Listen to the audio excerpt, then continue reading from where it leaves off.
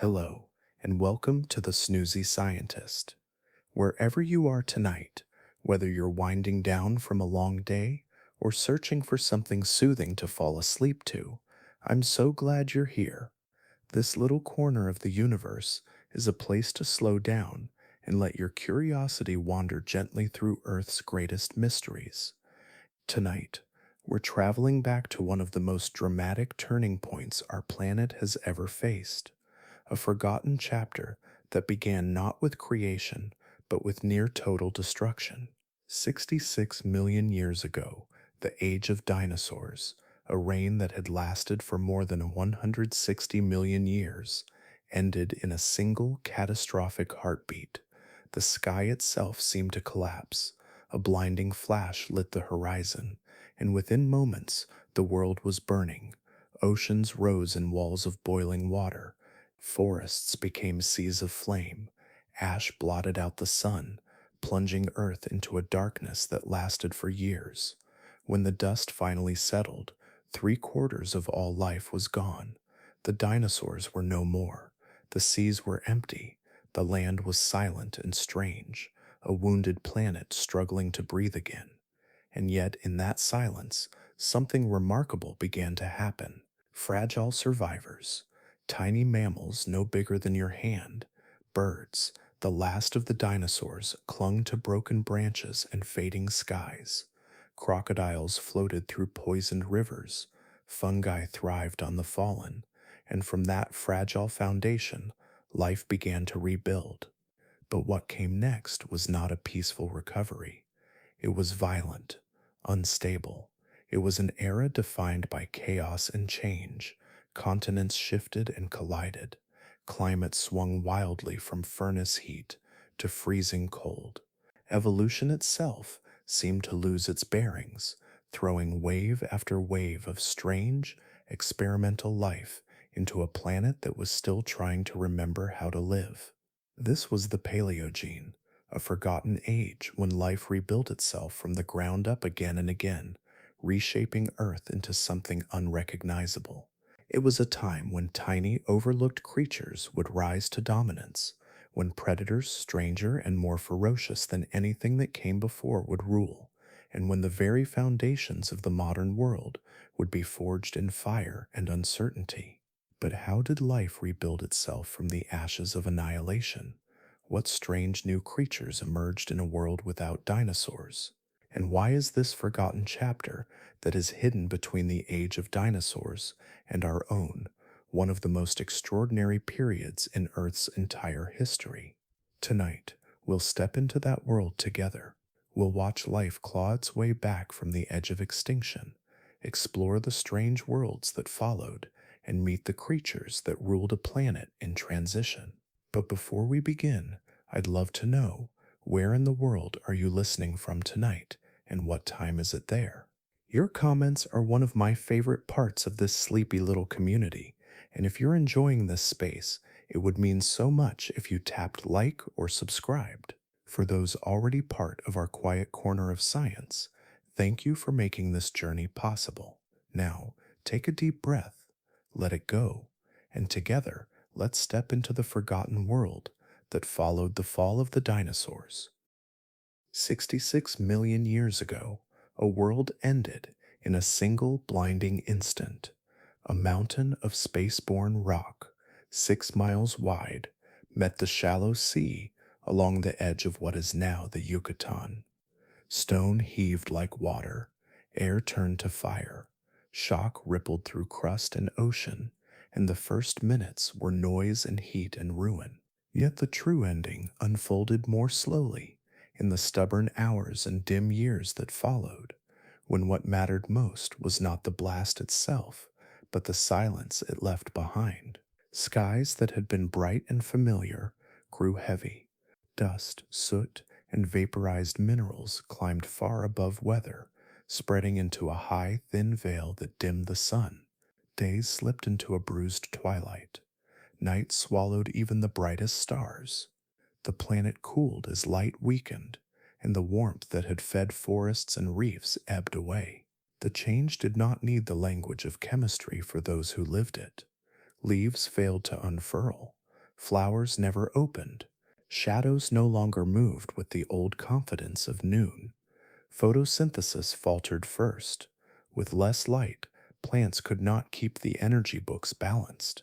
Buds stayed closed, needles dulled, woodlands thinned, as if a slow gray winter had taken hold out of season. Herbivores, tied to green growth by every mouthful, faced an empty table.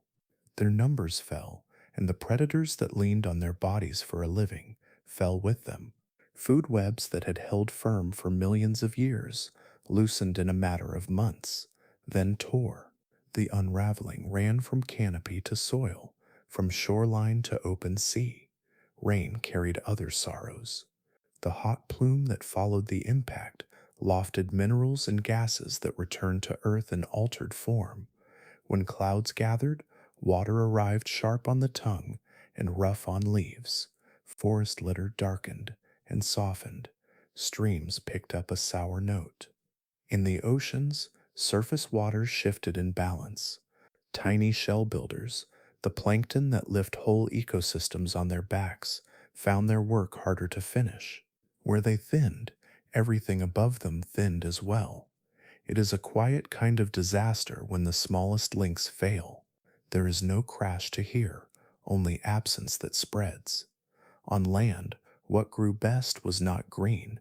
Fungi traced thin white threads through fallen trunks and leaf mats, finding a feast in the sudden wealth of the dead. They needed little light. They traveled through the dark with patience, breaking down what had stood tall, releasing nutrients back to ground that had lost its living cover. In the fossil record, this moment leaves a signal, a bloom of spores and fungal fragments caught in sediments laid down just after the impact. It marks a time when decay did the work that growth could not do, and it carried the planet through the worst of its hunger. Along river margins and in backwater channels, a different endurance held its breath. Crocodiles, heirs to older ages, waded in cold mud and slow water. They could eat seldom and live on stores. They asked little of the world beyond a place to sink and a place to breathe. Their bodies, tuned to long intervals between meals, fit a landscape that had lost its regular rhythms. While many lineages wavered, they persisted, not through strength alone, but through frugality. Beneath the surface, in hollows of earth and roots, small mammals hid. Fur kept their core warm when air did not. Burrows softened the bite of the wind and kept the worst of the ash above their heads. They came out under weak light to forage among seeds and carcasses, carrying energy home in careful mouths and cheek pouches. They bred quickly.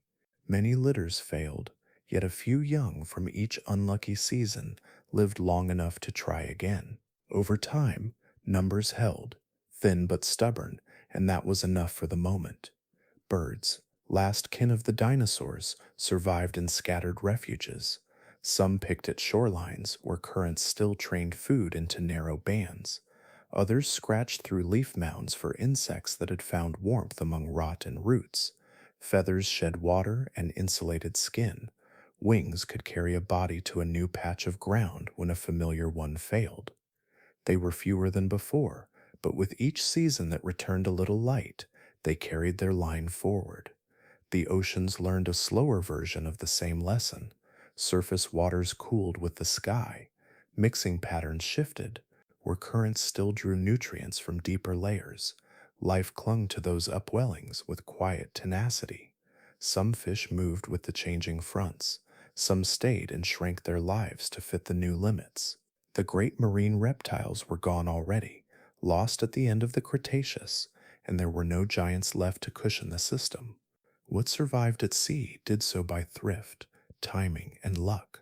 Years passed, counted not by calendars, but by the cautious return of color.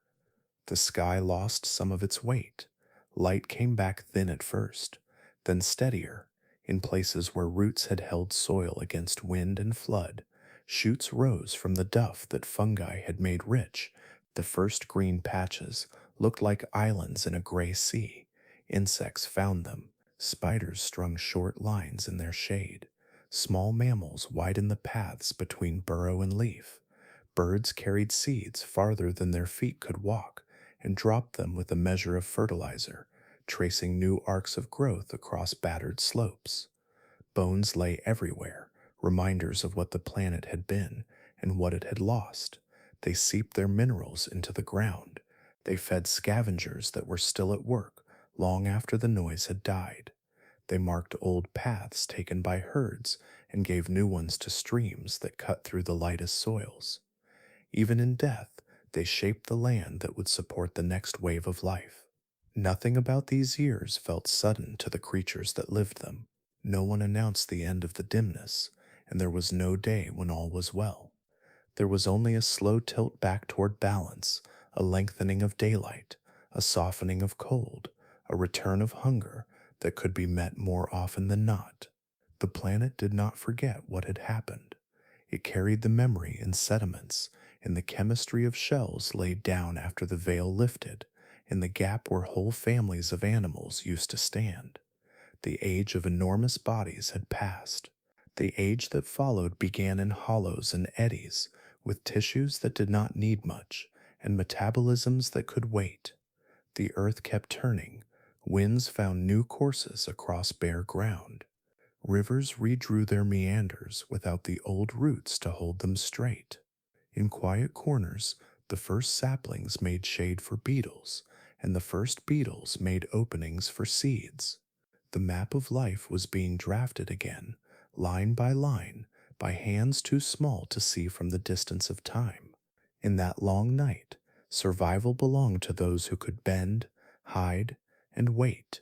The next chapter belongs to them. In the dim years after the sky went dark, life continued in small, steady motions. Footprints pressed softly into ash. Nests were lined with whatever fibers remained. Burrows widened by claw, and tooth became rooms where breath stayed warm and the air did not sting. The creatures that endured were not large or loud. They were warm, quick, and plain to look at, and their bodies carried quiet solutions to a world that had lost its balance. Mammals had long kept their own heat. Inside each small body, food became fire, and that fire did not depend on the sun. In the chill that followed the impact, this steady furnace made the difference between stillness and movement. Fur slowed the escape of warmth. Short limbs pulled close to the belly, kept heat where it mattered. Hearts beat faster than those of the great reptiles that had come before, and blood carried energy to muscles ready to move at dawnless noon. Endothermy asked for constant fuel, but it returned the favor with life that could go on foraging in cold wind and weak light. Finding that fuel required a wide taste. Many of the giants that had ruled before were specialists, tied to particular plants or prey that vanished when darkness cut the world's energy line.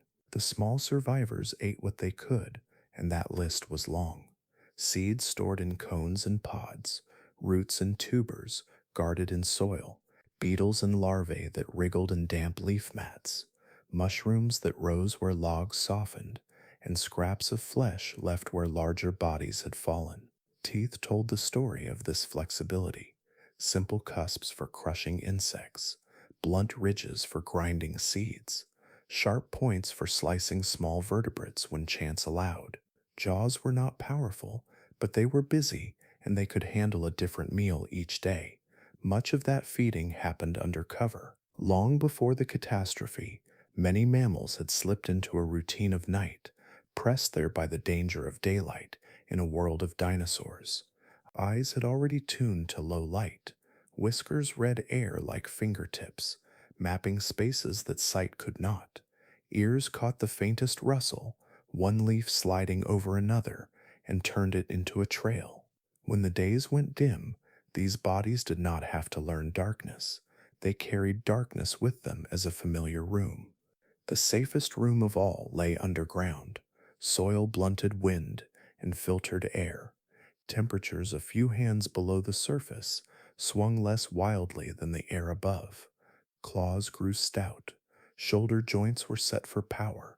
Forelimbs worked like levers to shove aside packed earth, while hind limbs braced the body against the tunnel floor.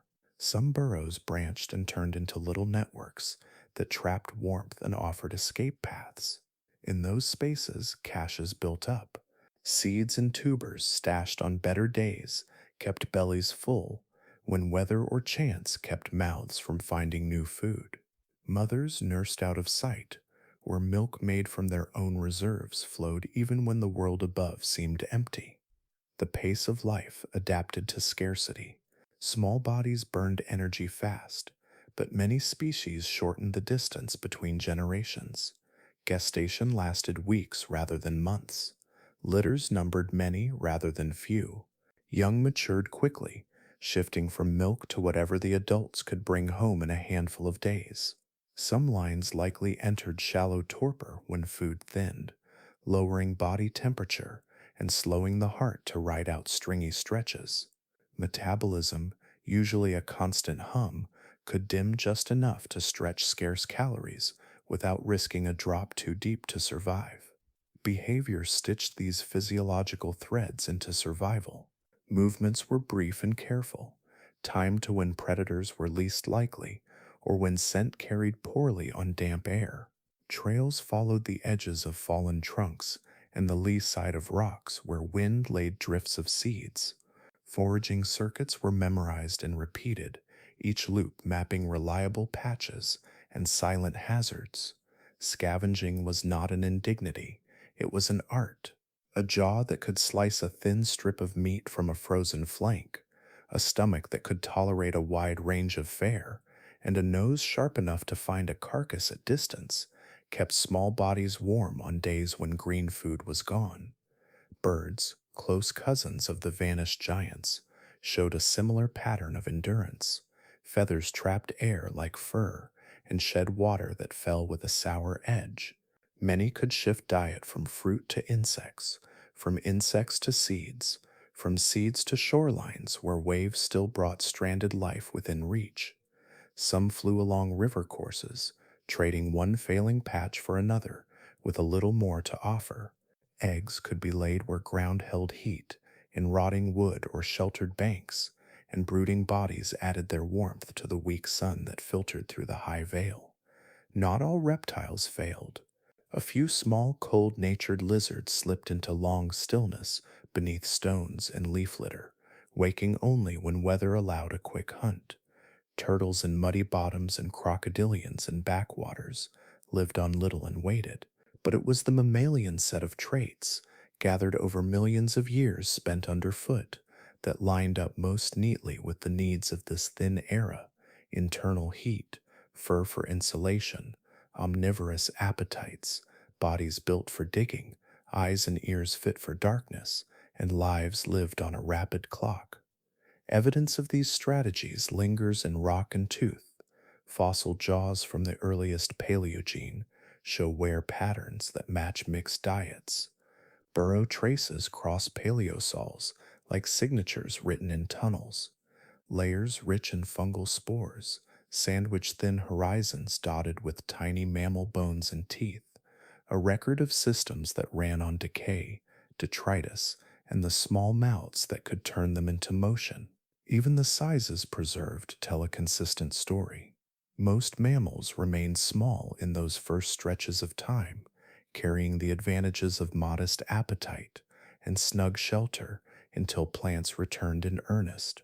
Seasons began to find their rhythm again. The sky brightened by degrees. In places where roots had held soil, young leaves opened at last. Insects arrived to chew and pollinate. The loops that foragers walked each night grew a little longer because there was more to find. Pups and kits and chicks left their dens and nests at younger ages and lived. The suite of traits that saved their parents did not disappear when light returned. It formed the base from which later changes would rise, not in the mind, but in the bone and blood that had carried these lineages through the leanest years. With the worst behind, the first green shoots returned, and with them the work of rebuilding. In the pale light that followed the cataclysm, Earth was quiet but not lifeless. The fires that had swept across continents had burned themselves to embers. The air, once thick with dust and poison, began to clear just enough for faint sunlight to reach the surface again. What remained was a wounded planet, stripped bare and hollowed out. But beneath the layers of ash and silence, a patient resilience stirred. Life had been beaten back, but it had not been erased. It was only waiting for the chance to rise again. The earliest signs of that rise were almost too small to notice. In places where the soil still held moisture, tiny green shoots broke through the ashen crust. These were the pioneers of recovery, plants that asked for little and gave much. Ferns were among the first. Their spores, light enough to travel on the gentlest wind, found cracks in the desolate ground and took root. They spread quickly across burnt landscapes, holding the fragile soil in place and preventing erosion from washing it away. Mosses followed, weaving soft carpets across blackened rocks and fallen logs. Their shallow roots began the slow process of breaking down minerals, adding organic material back into the ground and making it hospitable again for future growth. With even this modest return of greenery, the planet's great cycles began to restart. The dark clouds in the atmosphere had cooled the Earth, but they had also trapped carbon dioxide. As the first leaves unfurled, they began to draw that carbon back into their tissues, using sunlight to convert it into life. The ancient rhythm of photosynthesis, broken but not forgotten, returned. This quiet work of leaves and light helped stabilize the climate and slowly rebalance the atmosphere, preparing the way for more ambitious life to follow. Where plants returned, insects followed. Many had survived the impact in protected refuges, tucked away in soil, buried in leaf litter, or hidden beneath water. As soon as food became available again, they emerged in vast numbers. Beetles gnawed on decaying wood, flies laid eggs in the remains of fallen creatures, and ants carved out new colonies beneath the recovering ground. Each small movement of their bodies played a part in breaking down dead material and cycling nutrients back into the soil. Their activity fed the roots of new plants and helped shape the foundation of the ecosystems that would grow above them. This growing partnership between plants and insects set the stage for one of nature's most vital collaborations to begin again: pollination. Before the extinction, flowering plants and their insect partners had co evolved into intricate networks, each depending on the other for survival. Those networks had collapsed when the skies darkened and the flowers vanished. But now, with the return of flowering species, they began to knit themselves back together. Beetles crawled between blossoms, bees carried grains of pollen on their legs, and butterflies traced new flight paths between scattered blooms. Every exchange of pollen meant another generation of plants, another step toward a stable and self-sustaining web of life. Over thousands of years, these threads of recovery grew stronger. Small clusters of vegetation expanded into patches of woodland, and those patches merged into young forests. Saplings stretched higher each year, their leaves forming canopies that sheltered the ground below. The shade they cast cooled the soil and slowed evaporation, encouraging moisture-loving plants and fungi to flourish. Layers of vegetation built upon one another, from the tallest trees that caught the sunlight to the smallest ferns that thrived in the damp undergrowth. These changes transformed the landscape. Riverbanks once lined with mud and bone sprouted reeds, shrubs, and early flowering plants. Valleys that had been wastelands of ash filled with life again. The green that crept across the continents brought with it structure and diversity, and that structure created opportunities. Small mammals, once confined to burrows and shadows, began venturing into the open. Some climbed into the low branches of saplings, where insects swarmed and seeds clustered. Others adapted to new diets, feeding on the tender shoots that now carpeted the ground. Their movements helped spread seeds to new places, creating a cycle in which plants and animals shaped one another's futures. The landscapes themselves became more complex. Forest floors grew layered with fallen leaves and decaying wood, providing food and shelter for invertebrates. Shrubs created thickets that offered hiding places for small creatures. Open spaces between young forests filled with grasses and flowering plants, which invited pollinators and herbivores alike. Even the soil changed. As roots dug deeper and insects churned through it, the earth loosened and aerated, holding water more effectively and becoming a richer medium for growth. Predators began to reappear, though in these early stages they were few and small. Tiny insectivorous mammals scurried through the leaf litter, while some birds, descendants of ancient theropods, swooped low to snatch their prey. These hunters were not yet part of the complex networks that would one day define ecosystems, but their presence hinted at the next phase of nature's recovery. The first threads of interaction were being spun, fragile but persistent, and from them a larger web would eventually grow. What began with delicate ferns and scattered mosses was now spreading across the continents in waves of green, flowers and pollinators, roots and decomposers, soil and water were knitting the world back together. Every leaf that unfurled and every insect that stirred marked a small victory in the planet's return to life. It was a slow process measured in centuries and millennia, but it was relentless, building strength with each passing generation. What began as threads will become tapestries. As stability returned, evolution did not just repair, it experimented. The silence that had once blanketed Earth was beginning to dissolve. Forests now stretched taller and deeper than they had since the cataclysm, their canopies stitching together the sky. Rivers carved new paths through valleys, scoured by fire and flood, and the air, once thick with ash, grew warm and bright again. Life, which had spent so long clinging to the edges of existence, was no longer satisfied with mere survival. It began to explore again, to adapt and transform, to push outward into the vast emptiness left behind by extinction. With the dinosaurs gone, the world was full of possibilities. Their absence had left behind a planet scattered with ecological vacancies. Entire roles in the food web lay empty, waiting to be claimed. Landscapes that had once been dominated by giant herbivores were now open fields of opportunity. Rivers that had been hunting grounds for reptilian predators flowed unguarded. Forest floors, once shaded beneath the feet of sauropods, were free for new creatures to claim. In that openness, evolution accelerated. It was as if life had been set free from a long constraint, its creative force unleashed in every direction. The earliest mammals, once small, hidden, and cautious, responded first. They began to diverge into new forms at an astonishing pace. With fewer predators and more abundant resources, they explored niches they had never occupied before. Some lineages grew larger, taking advantage of plentiful vegetation and the security that came from size. Others became nimble specialists, evolving unique features that allowed them to thrive in highly specific environments. Evolution, when unshackled from old pressures, behaves like a restless experimenter.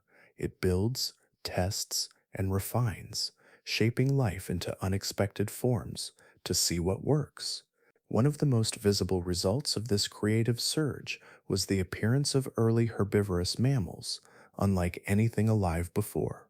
The pantodonts were among the first to dominate these recovering landscapes. Species such as Pantolambda and Coryphodon lumbered through the growing forests with heavy bodies and stout limbs, built more for persistence than speed. Their teeth were adapted to grind tough vegetation, and their massive guts were capable of extracting nutrition from fibrous plant matter that others could not digest. They were not swift or agile, but in a world still light on predators, their sheer bulk was often enough to secure their survival.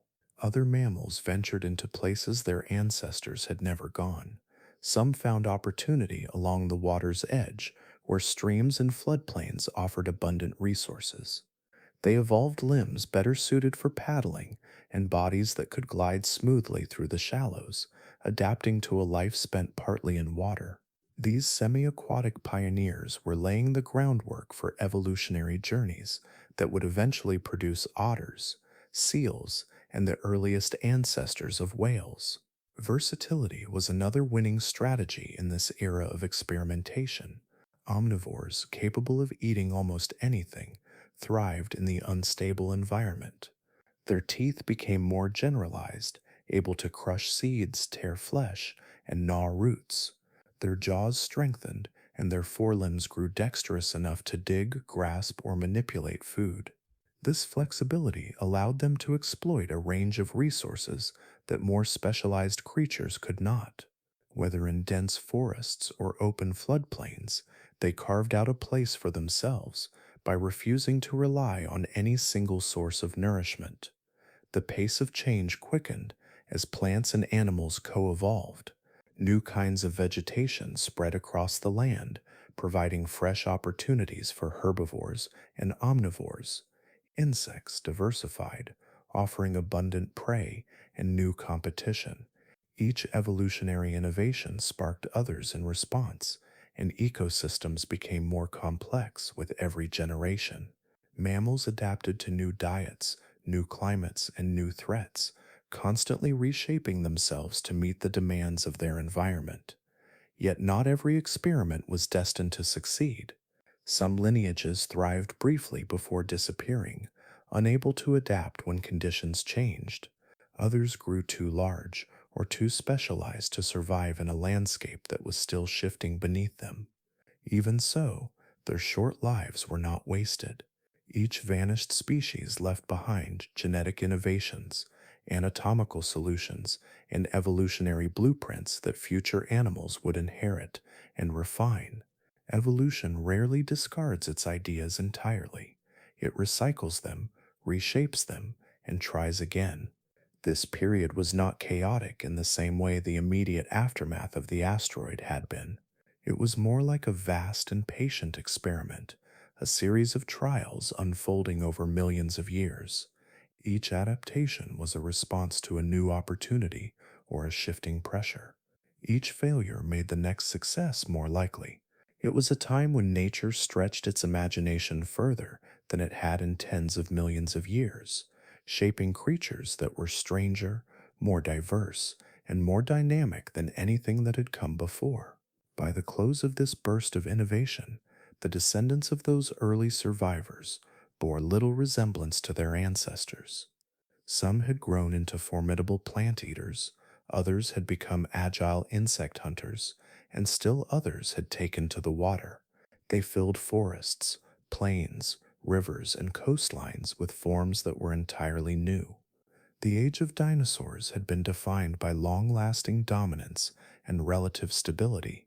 The Paleocene was something different, a time of relentless transformation, when life tested its limits and rewrote the rules of what it could become. New prey invites new hunters. The calm that had followed the asteroid's devastation was slowly giving way to a new kind of tension. In the early days after the extinction, the world had belonged to the opportunists, to the scavengers, the seed eaters, and the cautious foragers that crept through a recovering landscape. They grazed on tender shoots, picked clean the remains of the dead, and moved without fear across plains where no large predator hunted.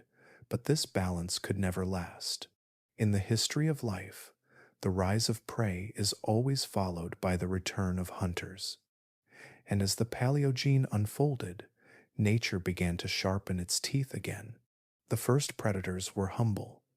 They descended from small insect-eating ancestors, creatures that had survived the extinction by hiding in shadows and living on scraps. But their world was changing. Herbivores were growing in size and number, and opportunities were emerging for those bold enough to chase them. From these modest beginnings came the creodonts, the first great mammalian carnivores of the New Age. They appeared only a few million years after the impact and spread quickly across the continents. Some were no larger than foxes, darting through undergrowth in search of rodents and reptiles. Others grew as big as wolves, their bodies streamlined for speed and their jaws lined with sharp, shearing teeth capable of slicing through flesh. Creodonts became the land's dominant hunters, shaping the behavior and evolution of every creature that shared their world. But the Paleogene's carnivorous cast was far from simple. Rising alongside the creodonts was another lineage of predators that looked and behaved unlike anything alive today. These were the mesonychids, hoofed hunters, whose strange anatomy blurred the line between grazer and killer. Their feet ended in sturdy hooves rather than claws, and their legs were built for running over long distances. Yet their skulls told another story: long, powerful jaws and pointed teeth designed for gripping and tearing meat. Some mesonychids chased prey across open plains, using endurance rather than ambush to bring them down. Others took on the role of scavengers and bone crushers, competing fiercely with the creodonts for carcasses. In many regions, they became the top predators, filling the void left by the great theropod dinosaurs. As these new hunters spread, they transformed the rules of life on land. For the first time since the impact, herbivores were no longer safe. The small mammals that had once ventured freely into the open now faced a deadly calculus every time they left their burrows. Some species evolved sharper senses, detecting danger from farther away. Others became more agile, darting for cover at the slightest movement. Those that foraged in daylight shifted their activity to the safety of night, and those that had lived in the open learned to seek refuge in trees or underground. Even plants felt the ripple of this new predatory pressure. As grazers became warier and more selective, the balance of plant communities shifted, changing the landscape itself. Predators, too, evolved in response to the challenges they faced. Prey that bolted for safety forced hunters to become stealthier and more strategic. Some creodonts developed greater endurance, pursuing their targets over long chases. Others relied on sudden bursts of speed and the element of surprise. Social behavior began to emerge in certain species as group hunting offered advantages against larger or more elusive prey. The evolutionary arms race had begun, a back and forth of adaptations that would continue for millions of years. While mammals were asserting their dominance on the ground, a new kind of hunter was rising from the skies, or rather, from the lineage of creatures that once soared there. In South America, giant, flightless birds began to evolve into formidable predators. These early terror birds, towering taller than a human, were built for pursuit. Their long, muscular legs could carry them across open terrain at remarkable speeds, and their beaks, curved and heavy like cleavers, could deliver crushing, fatal blows. They were not scavengers or opportunists like their smaller bird cousins. They were apex predators, capable of running down mammals and striking with deadly precision. The arrival of these avian hunters added a new layer to the struggle. In regions where terror birds thrived, they competed directly with mammalian predators, sometimes forcing them into new roles or habitats. Smaller mammals became more elusive, shifting their behavior to avoid detection. Some species adapted to the dense safety of forests where the birds' long legs were a disadvantage, while others exploited underground tunnels where beaks and talons could not follow. The presence of such formidable hunters ensured that no ecosystem remained static. Every move by predator or prey set off a chain of responses that rippled across entire landscapes. By the middle of the Paleogene, predation had reshaped the planet once again. The world was no longer a place of timid scavengers and unchallenged grazers. It was alive with tension and movement, with ambush and pursuit woven into the rhythm of existence. Creodonts and mesonychids ruled the forests and plains, while terror birds stalked the open lands of the south. Together, they forged a new evolutionary pressure that tested every species' ability to adapt. The age of hunters had returned, and the answer from the plant eaters was not to hide but to grow. When the age of dinosaurs ended, the world that followed belonged to the small.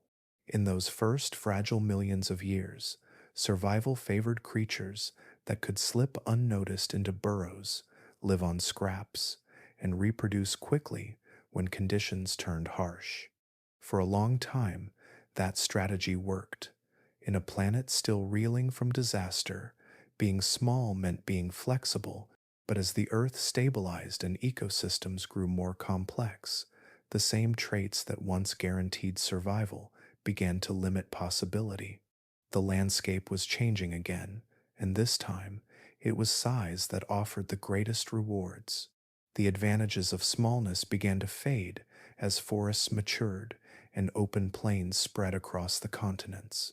Food became more abundant, climates more stable, and predators more formidable. In this new world, bulk was no longer a burden, it was a shield, a weapon, and a key to unlocking new ecological opportunities. Evolution responded swiftly. Within roughly 10 million years, the largest mammals had grown from the size of rabbits to the size of modern-day hippopotamuses. In geological terms, this was a rapid transformation, and it unfolded across many different lineages at once. Larger bodies offered a range of benefits that smaller ones simply could not. Big animals could travel longer distances without tiring, an advantage in landscapes where food and water might be scattered far apart. They could store more energy in fat reserves, allowing them to survive through droughts, cold snaps, or other sudden changes in climate. Their size helped regulate body temperature too. A large body loses heat more slowly than a small one, providing insulation against cold instability during heat waves, an important asset in a world where temperatures could still fluctuate wildly from one epoch to the next. Size also transformed how animals interacted with their environment. For herbivores, growing larger meant gaining access to new layers of the plant world. Taller bodies could reach leaves and branches that smaller creatures could not. More powerful jaws and longer digestive tracts allowed them to process tougher, more fibrous vegetation, expanding their diet beyond soft shoots and fruits. In turn, their feeding shaped the very landscapes they lived in. Large plant eaters trampled paths through forests, cleared vegetation from riverbanks, and opened gaps in canopies, allowing sunlight to reach the ground and new plant species to take root. Their droppings enriched the soil, cycling nutrients through ecosystems and supporting waves of new growth. Being big also meant being harder to kill. A small mammal might be snatched by a predator in a single swift strike, but a 2-ton herbivore armed with tusks or horns was a far riskier target. Predators had to adapt to take down such massive prey, and many could not. As a result, large herbivores often lived longer lives and invested more energy in raising fewer, stronger offspring. Their slow but steady reproduction strategy balanced the vulnerabilities of their size with the security it provided. Some of the Paleogene's most impressive giants embodied these advantages. One of the largest was Uintatherium, a bulky herbivore that lived around 50 million years ago. It weighed more than 2 tons, stood taller than a person, and stretched as long as a small car. Its skull was studded with 6 blunt horn-like growths, and its large canine teeth jutted like short tusks, likely used in defense or competition for mates. With its immense body and heavy limbs, Uintatherium moved slowly through the subtropical forests and floodplains of its time, browsing on leaves and soft vegetation. Few predators dared to challenge such a massive beast. Size also opened new possibilities for those higher up the food chain. One of the largest carnivorous mammals of the era was Andrewsarchus, known from a skull nearly a meter long. Its exact appearance is uncertain, but its enormous jaws and teeth suggest it was a powerful omnivore or scavenger, and perhaps a formidable predator that patrolled ancient coastlines.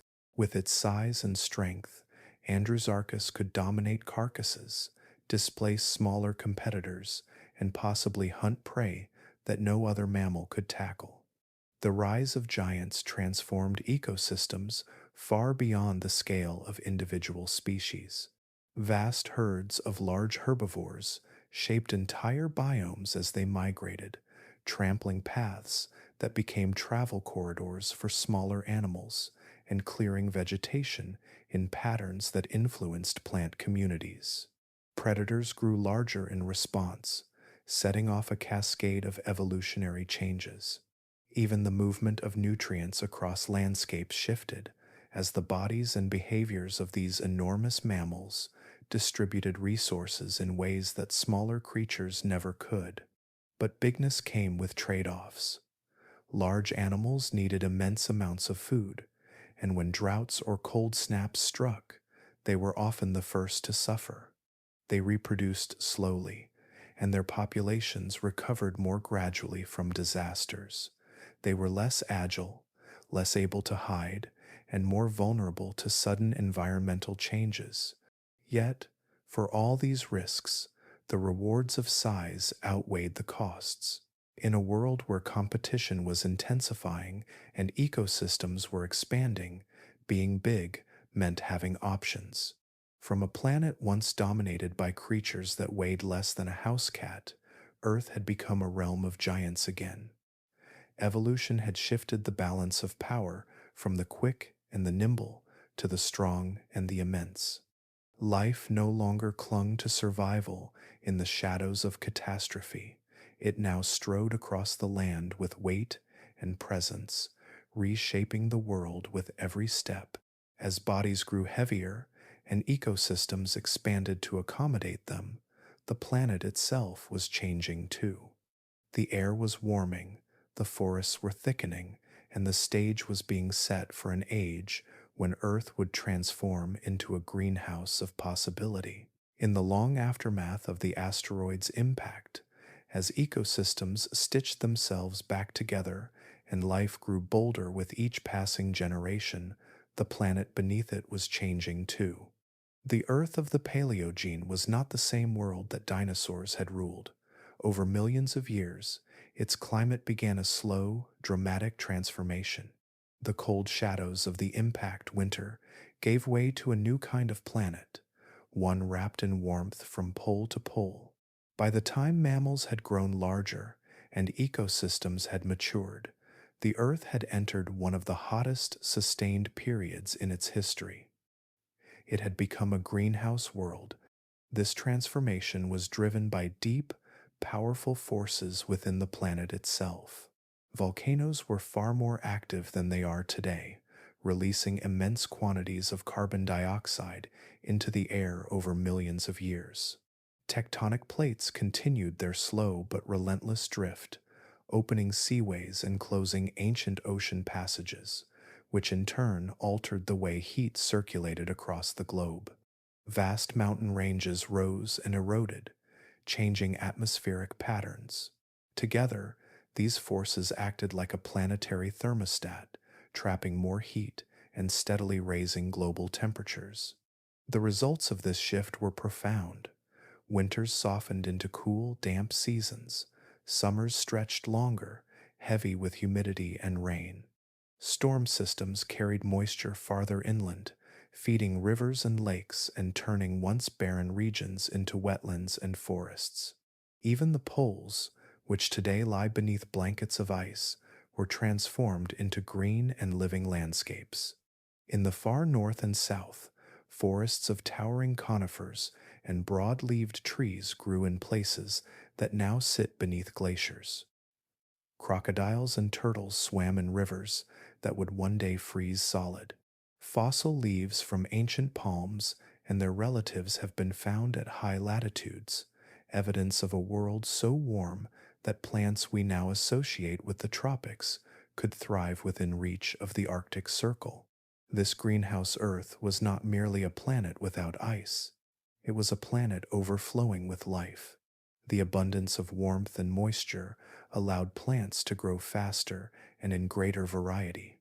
Dense, layered forests spread across continents, forming vast green corridors that connected ecosystems from the equator to the poles. In these forests, new species found room to diversify. Leaf litter on the forest floor became home to burrowers and decomposers. Shrubs and vines provided food and shelter for herbivores. High above, the canopy became a playground for climbers and gliders, with fruit-bearing branches supporting a growing web of life. The rapid growth of vegetation had a cascading effect on evolution. Where food was plentiful, animals could specialize. Populations isolated in different habitats evolved into distinct forms, each adapted to a particular niche. Some mammals developed strong, flexible limbs for navigating the forest canopy, while others evolved long snouts and nimble fingers to probe bark and soil for insects. Certain lineages adapted to feed on tough, fibrous plants, while others honed their senses to stalk prey in dense undergrowth. Each new adaptation created opportunities for others to follow, and in this way, the diversity of life multiplied. The oceans were transformed just as profoundly. Warmer waters supported immense blooms of plankton, the microscopic organisms that form the base of marine food webs. Coral reefs expanded into new regions, building intricate underwater structures that teemed with fish, crustaceans, and mollusks. New species evolved to hunt within these coral labyrinths or to graze on the algae that thrived in sunlit shallows.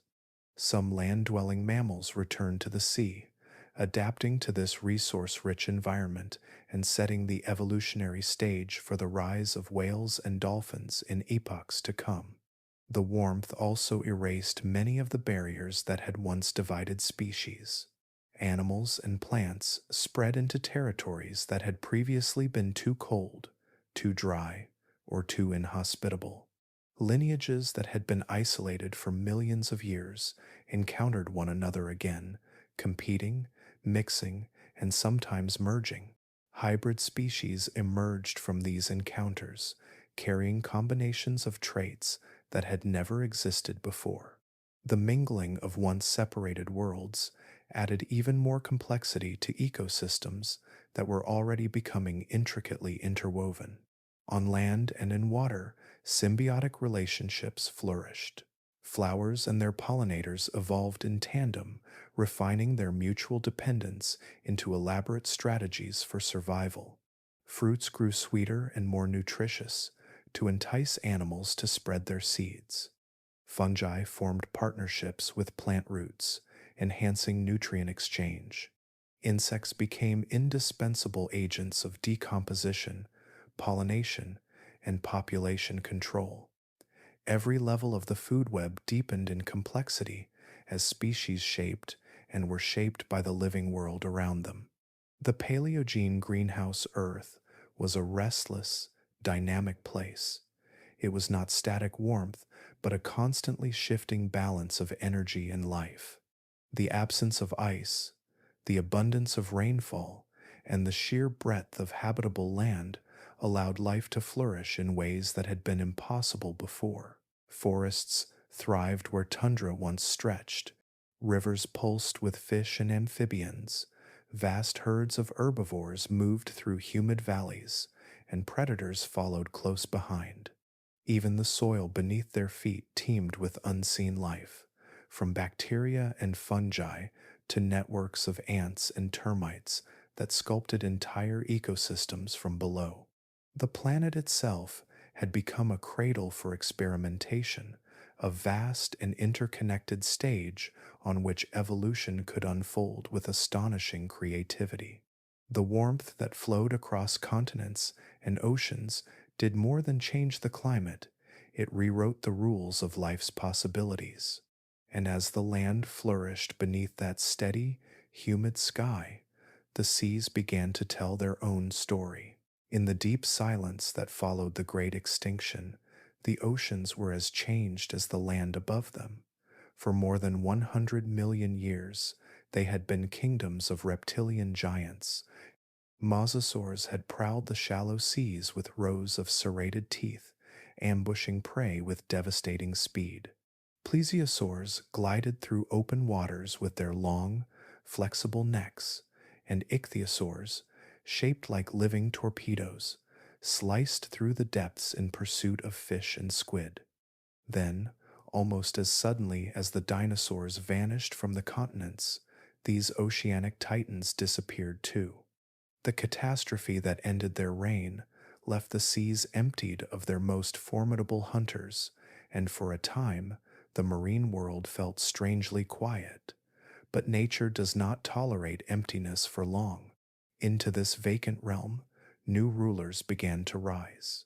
Among the first to reclaim the waters were creatures that had survived extinction's scythe many times before: the sharks. Their lineage stretched back more than 400 million years, and they had weathered every crisis Earth had thrown at them. Now, with their competitors gone, they were poised to expand. Some grew larger and more powerful, evolving into apex predators that patrolled the open ocean with unmatched efficiency. Others specialized in stealth, using speed and agility to ambush prey in shallower waters. Their teeth diversified into remarkable tools, from saw-like serrations designed to shear flesh to crushing molars capable of cracking the hardest shells. In every ocean, sharks began to shape the flow of life once more, regulating populations and driving the evolution of the species they hunted. Yet sharks were not the only ones to seize the opportunity. Bony fish, with their strong skeletons and versatile forms, flourished in ways they never had before. Freed from the dominance of reptilian predators, they radiated into every possible habitat. Some species gathered in immense, coordinated schools that confused predators and allowed them to overwhelm prey in sheer numbers. Others evolved specialized jaws to graze on sea plants, crush crustaceans, or snatch fast-moving animals from the water column. Bony fish became the cornerstone of new marine ecosystems, forming the prey base that would support countless predators and making up the majority of vertebrate life in the sea. As sharks and fish carved out their places in this evolving seascape, another, more surprising invasion began from the land. Some of the mammals that had flourished in the post-extinction world started to linger near the coasts, drawn by the rich bounty where rivers met the sea. Estuaries teemed with fish, shellfish, and other food, and the absence of large marine reptiles meant fewer dangers in these shallow, productive waters. Over generations, certain mammals became increasingly adapted to life at the water's edge. Their limbs grew stronger for swimming, their bodies more streamlined, and their senses more attuned to the currents and tides. The earliest pioneers of this transition were not true sea creatures. They still spent much of their lives on land, returning there to rest, breed, and raise their young. Yet they were no longer bound to the shore in the way their ancestors had been. They learned to dive for fish, to pursue squid, and to stay submerged for longer periods. Their nostrils shifted upward, allowing them to breathe while barely breaking the surface. Their legs gradually transformed into paddles, their spines grew more flexible, and their tails became powerful tools for propulsion. One of the most striking of these early semi-aquatic mammals was Ambulocetus, a creature whose name means walking whale. Living around 50 million years ago, it was equally at home in rivers and coastal seas. With its elongated body and strong limbs, it swam with powerful strokes, but could still drag itself onto land when needed. Its teeth were sharp and conical, suited for catching fish, and its hunting style likely resembled that of a crocodile, lurking near the shore before lunging at prey. Pakicetus, an even earlier relative, retained more terrestrial features but spent much of its time wading and feeding in shallow waters. These transitional forms were the first steps in a journey that would eventually lead to fully aquatic whales and dolphins. While mammals experimented with new ways of life, their arrival also introduced something novel to the oceans: complex behavior. Unlike the reptiles that had once ruled the seas, many mammals hunted in groups, coordinating their movements to herd schools of fish or trap them against shorelines. Others used sound as a tool, communicating through clicks and calls or navigating with echoes in murky water. These behavioral innovations added layers of complexity to marine ecosystems, creating interactions and competitions that had never existed before. By the time tens of millions of years had passed since the impact, the oceans bore little resemblance to the world they had once been. Schools of bony fish swarmed through the sunlit shallows. Sharks cruised the open waters, some ambushing prey with lightning speed, others patiently patrolling the deep. Along coastlines and estuaries, amphibious mammals ventured farther from land with each passing generation, slowly transforming into creatures that would one day roam the open seas. The extinction that had swept away the great marine reptiles did not leave the oceans lifeless.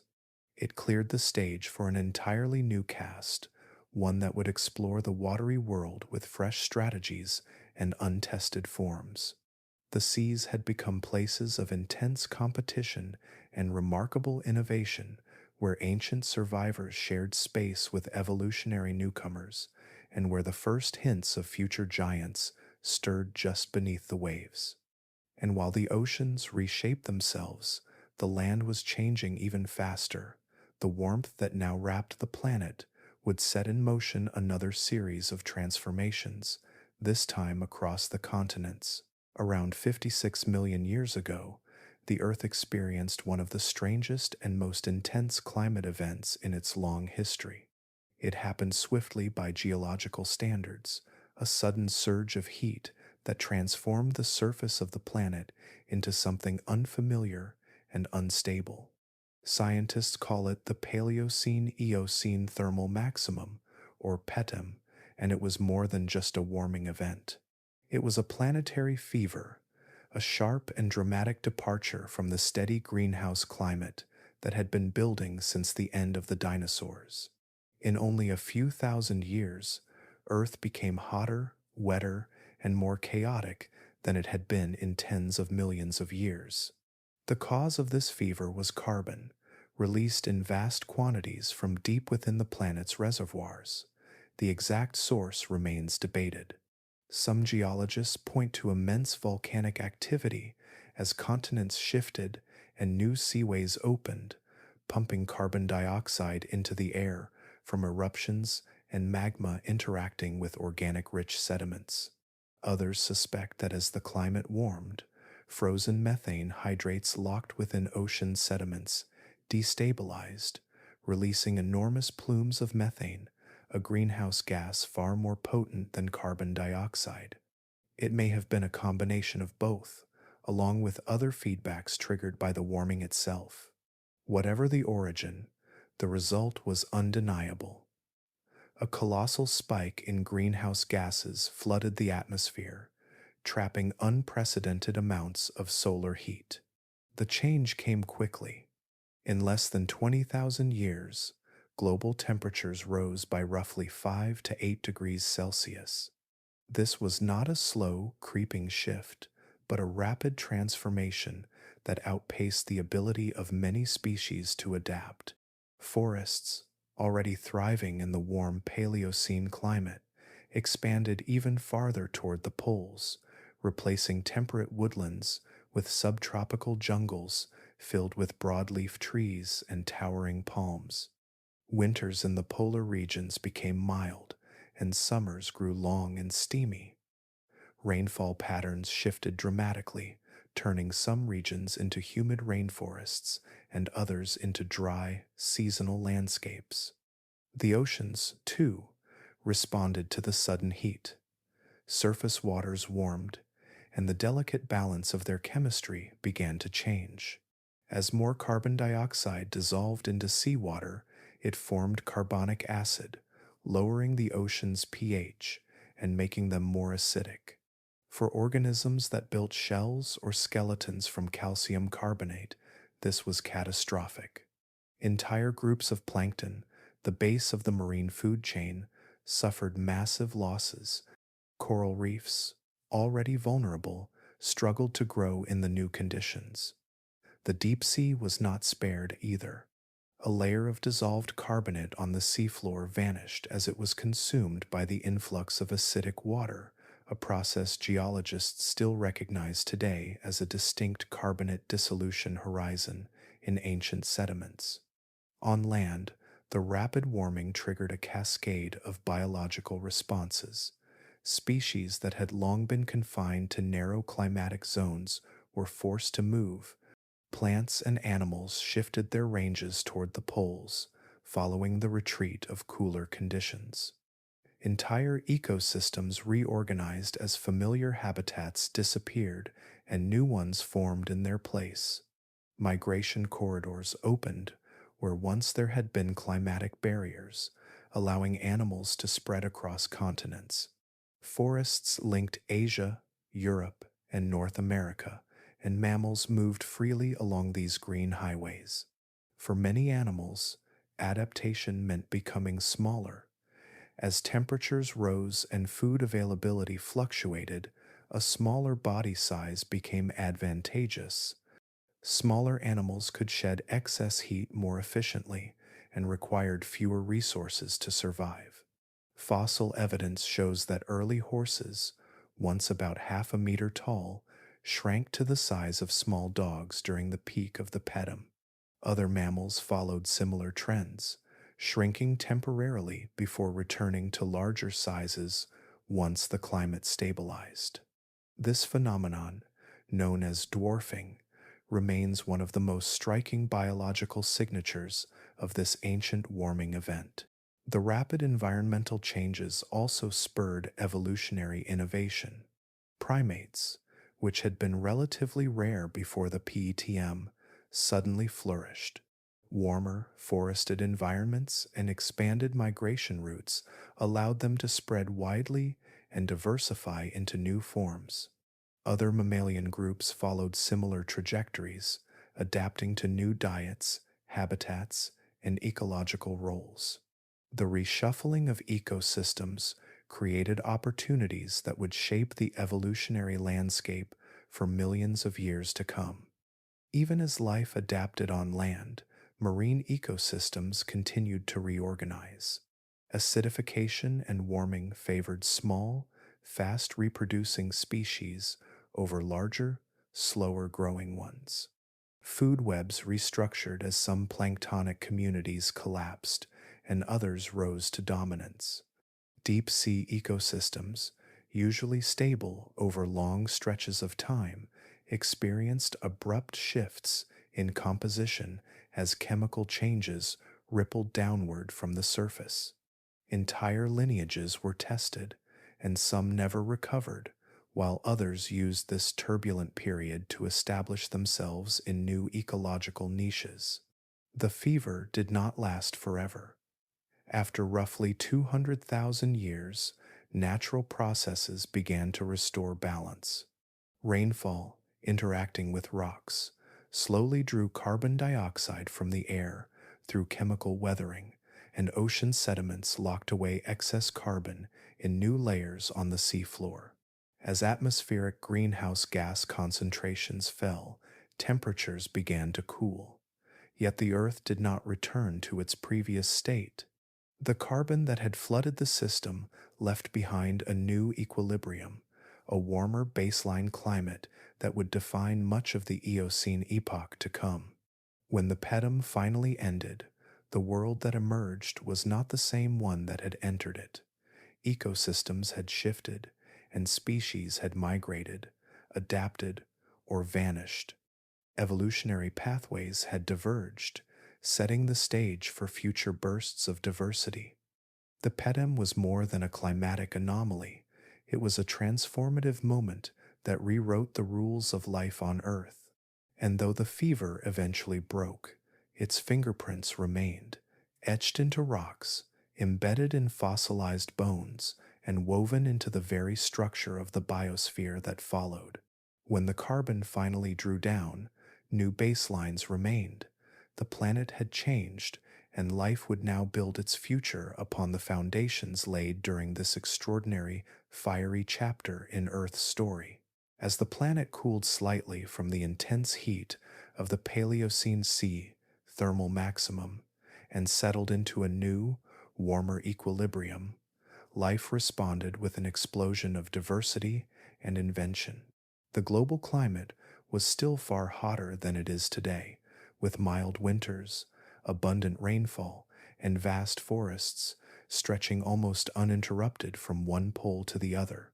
Rivers meandered through dense jungles, coastlines brimmed with plant life, and inland plains were carpeted with vegetation. It was a planet overflowing with energy and opportunity, and evolution seized the moment.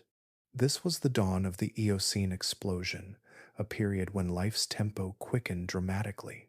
With stable warmth and plentiful food, ecosystems became complex and multi-layered, and entire new lineages of animals and plants took shape.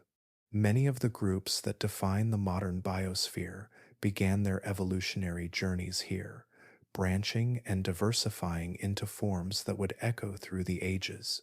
One of the most remarkable of these new arrivals was the horse. The first members of this lineage were small, delicate browsers, no bigger than household pets, their bodies lightly built and adapted to life in dense forest undergrowth. These early horses, such as Eohippus, moved with soft steps on padded feet tipped with several toes, allowing them to navigate through leaf litter and underbrush in search of tender leaves and fruits. Over millions of years, their descendants would evolve into the swift, single-toed grazers of the open plains, but in this early age they were forest dwellers, cautious and nimble, perfectly suited to their leafy world. At the same time, primates were beginning to transform in ways that would shape the course of future evolution. They refined their senses and movement, developing forward-facing eyes for depth perception and flexible hands, capable of grasping branches and manipulating objects.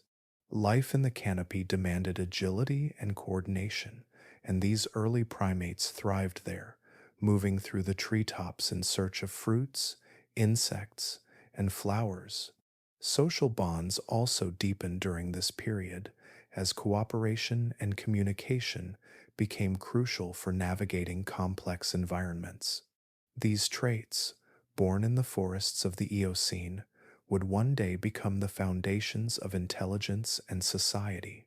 Elsewhere, other mammalian lineages were just beginning their rise. The ancestors of elephants appeared as small, semi-aquatic herbivores that foraged near rivers and wetlands, feeding on lush vegetation in subtropical lowlands. They lacked trunks and tusks, their bodies still far removed from the massive giants they would become, yet their evolutionary path had begun. In the same period, the first members of the order that would one day include rhinos and tapirs were spreading across continents, adapting to a wide variety of diets and environments. Even as herbivores diversified, the skies were filling with a new kind of mammal, the bats. The earliest bats evolved during the Eocene, already capable of powered flight. Their wings, formed from elongated fingers covered by thin membranes of skin, allowed them to chase insects under the cover of night. Echolocation, a biological sonar system, appeared soon after, helping them navigate and hunt in darkness with extraordinary precision. With this innovation, bats claimed a niche no other mammal could match, and their success would ripple through ecosystems for millions of years to come. The world's oceans mirrored the diversification on land. Coral reefs flourished like never before, creating sprawling underwater cities that teemed with life. These reefs became centers of biodiversity, supporting countless species of fish, crustaceans, mollusks, and other invertebrates. Plankton blooms, fueled by warm and nutrient-rich waters, fed enormous schools of fish, and new marine mammals were beginning to adapt to life fully at sea. The growing complexity of marine food webs laid the foundation for ecosystems that still exist in recognizable form today. Plants were not passive participants in this evolutionary surge. They were active players, locked in an intricate dance with the animals around them.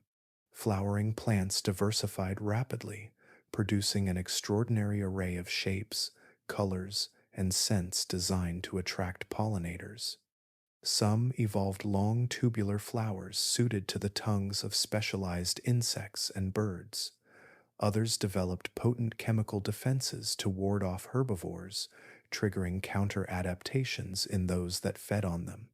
These evolutionary exchanges created a feedback loop of innovation, pushing both plants and their pollinators into ever more specialized roles. Seed dispersal also became more sophisticated. Brightly colored fruits rich in sugars and nutrients evolved to entice mammals and birds, who carried seeds far from their parent plants before depositing them in new locations. This partnership allowed plants to colonize vast areas and, in turn, provided animals with a steady and reliable source of food. The result was a global landscape increasingly shaped by mutual dependencies, where the fortunes of species were woven tightly together. The Eocene explosion was not a single event, but a sustained surge, a biological renaissance driven by favorable conditions and abundant ecological opportunities. Within forests, canopies became highways for climbing mammals and primates. On the ground, hoofed herbivores browsed in the undergrowth, while insectivores darted between roots and leaf litter. Along rivers and lakes, early elephants and crocodiles shared space with amphibians and wading birds. In the skies, bats hunted by night while birds filled the daylight hours with their calls and movements. And in the seas, coral reefs, fish, and marine mammals created ecosystems of staggering complexity. Life in the Eocene was richer and more dynamic than it had been since before the dinosaurs vanished. Evolutionary branches that had once been mere twigs now grew into robust, diverse lineages, setting the stage for the next great chapters in the story of Earth. Abundance invites interdependence, and in this age of flourishing life, those interconnections would shape the future in ways both subtle and profound. By the middle of the Eocene, life was no longer a scattered patchwork of survivors clinging to existence. It had become a vast and intricate tapestry, woven from millions of threads that stretched across forests, rivers, oceans, and skies. Each species, no matter how small or seemingly insignificant, was part of a larger story. Every action from a leaf unfurling in sunlight to a predator stalking its prey rippled outward, shaping the fates of countless others. The earth was rediscovering its balance, and that balance was built on complexity. This new complexity began, as always, with the plants. Flowering species, now dominant from the tropics to the poles, formed the foundation of nearly every terrestrial ecosystem. Their leaves captured sunlight and turned it into chemical energy. Their roots stabilized soils and circulated nutrients, and their blossoms attracted a growing variety of pollinators. But beneath the soil, an even more intricate partnership was taking place. Fungi formed vast mycorrhizal networks, microscopic filaments that linked the roots of trees and plants together. Through these hidden connections, forests could share water and nutrients, and even communicate chemical signals. If one tree suffered drought, others could divert resources to help it recover. If a pest attacked, neighboring plants might prepare their defenses in advance. These underground webs were the circulatory system of ecosystems, unseen yet vital to their resilience. Above ground, insects and plants deepened their long co-evolutionary dance. Some flowers produced elaborate shapes and colors to attract specific pollinators, while others released scents that only certain moths or beetles could detect. Bees evolved behaviors perfectly tuned to the timing of blossoms, and butterflies synchronized their migrations with the flowering seasons. Each adaptation sparked another, and with every exchange of nectar and pollen, the structure of life grew more intricate. Herbivores built upon this foundation, their diversity expanding in response to the abundance around them. Some were small, nimble browsers that plucked tender leaves and fruits from the lower branches. Others were bulk feeders, equipped with complex digestive systems capable of breaking down tough plant fibers. These animals shaped the landscapes they inhabited. As they grazed, they pruned forests, created openings in the canopy, and dispersed seeds far from where they had fallen. Their feeding patterns influenced which plants thrived, and in turn, those plants shaped the diets and behaviors of future generations of herbivores. The predators that followed were no longer solitary opportunists. They had diversified into a spectrum of strategies and specializations. Ambush hunters lurked among the undergrowth, their bodies patterned to disappear against the forest floor. Pursuit predators evolved endurance and speed, chasing prey across open plains. Some, like early carnivorans, developed sharp senses and complex behaviors that allowed them to track prey over long distances. Others hunted cooperatively, coordinating movements and tactics to overwhelm larger targets. Every refinement in the hunter's arsenal drove new defenses in their prey, from sharper senses to stronger limbs to the evolution of social herding behaviors that made it harder for predators to isolate a single target. As these interactions multiplied, ecosystems became not just more complex but more resilient.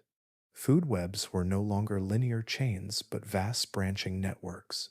Energy flowed through multiple overlapping routes, with countless species sharing similar roles.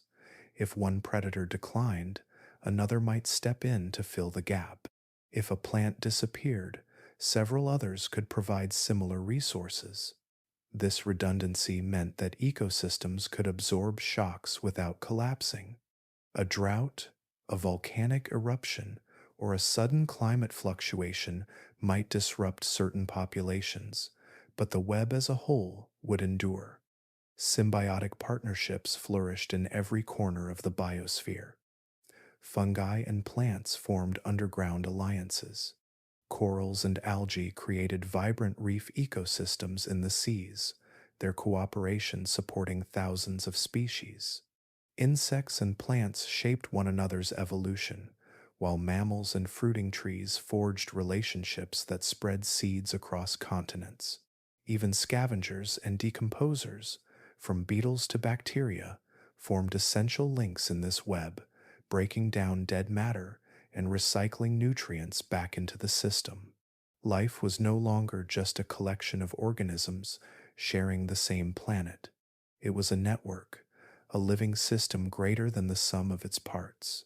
This growing complexity reshaped behavior as well. Many herbivores began to form large herds, their numbers offering safety and efficiency in the search for food.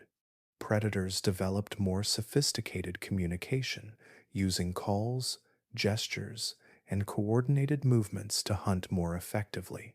Birds formed flocks that moved as one, and fish swam in schools that confused would-be attackers. Intelligence, once a rare advantage, became increasingly common as animals navigated the demands of social living, cooperation, and competition within these interconnected communities. The result was a biosphere of staggering richness. Every species was woven into a web that stretched far beyond itself, its existence tied to dozens of others it would never encounter directly. A single tree supported thousands of insects, birds, and fungi. A single insect might pollinate dozens of plant species. A single predator could shape the behavior of entire herds. And beneath it all, the mycorrhizal networks pulsed silently, linking individual plants into a vast, cooperative organism. By the later Eocene, Earth had become a planet defined by interdependence. Forests thrived not just because of sunlight and rain, but because of the fungi, insects, and animals that sustained them. Rivers flowed not just with water, but with the energy of countless interacting species. Even the smallest shifts reverberated through the whole system, a testament to how deeply life had become entangled. The weave of existence was tightening, and with it, a new chapter was about to begin. As the web grew stronger and more resilient, hooves began to rule the open places. In the heart of the Eocene, when warmth wrapped the planet and forests still stretched across much of the continents, a quiet revolution was underway. It was not driven by predators with claws or teeth, but by the herbivores that grazed beneath the canopy and browsed along the forest edge. As climates shifted and dense woodlands began to fragment into more open environments, a new kind of mammal stepped forward to claim the land. They would become the dominant herbivores of the Cenozoic, their hooves pounding paths into the soil, their herds shaping the course of evolution. The world they inherited was not yet a sea of grasses, as it would be millions of years later. Instead, it was a mosaic of landscapes, broad-leaved forests, giving way to open woodlands, river floodplains dotted with shrubs, and pockets of sparse vegetation where sunlight touched the ground. In these in-between spaces, speed and endurance became as valuable as strength, and efficiency in feeding could mean the difference between survival and starvation. Out of this shifting environment emerged two great lineages that would forever change the face of terrestrial life: the perissodactyls and the artiodactyls. The perissodactyls, the odd-toed ungulates, were among the earliest hoofed mammals to take advantage of these new conditions. Their limbs grew longer and more refined, their joints more specialized for running. Each step became more economical, their weight concentrated over a single central toe or a reduced number of digits that acted like natural springs. Early relatives of horses, some no larger than a modern fox, darted through undergrowth and across woodland clearings. As the open spaces expanded, they grew more agile and more enduring, evolving bodies built for distance travel. These early perissodactyls were not yet the long-legged sprinters of later epochs, but they were already pioneers in the art of speed. The artiodactyls, the even-toed, hoofed mammals, took a slightly different path. Their weight was distributed more evenly across paired toes, giving them excellent balance and stability on uneven ground. This made them versatile travelers, able to navigate riverbanks, floodplains, and soft, marshy soils where perissodactyls might struggle. But their greatest innovation was internal rather than external. Many artiodactyls evolved multi-chambered stomachs that acted as fermentation vats, breaking down fibrous plant matter with the help of specialized microbes. This ability to extract nutrients from tough, abrasive vegetation allowed them to thrive on diets that other mammals could not easily digest. It was a crucial adaptation, one that would later make ruminants like deer, antelope, and cattle some of the most successful herbivores on Earth. These anatomical and physiological changes reshaped ecosystems in subtle but profound ways. As herds of hoofed mammals grazed and browsed, they altered the structure of vegetation. Their feeding patterns opened up forests and created new habitats where light could reach the ground. Their constant movement churned the soil and helped disperse seeds across great distances.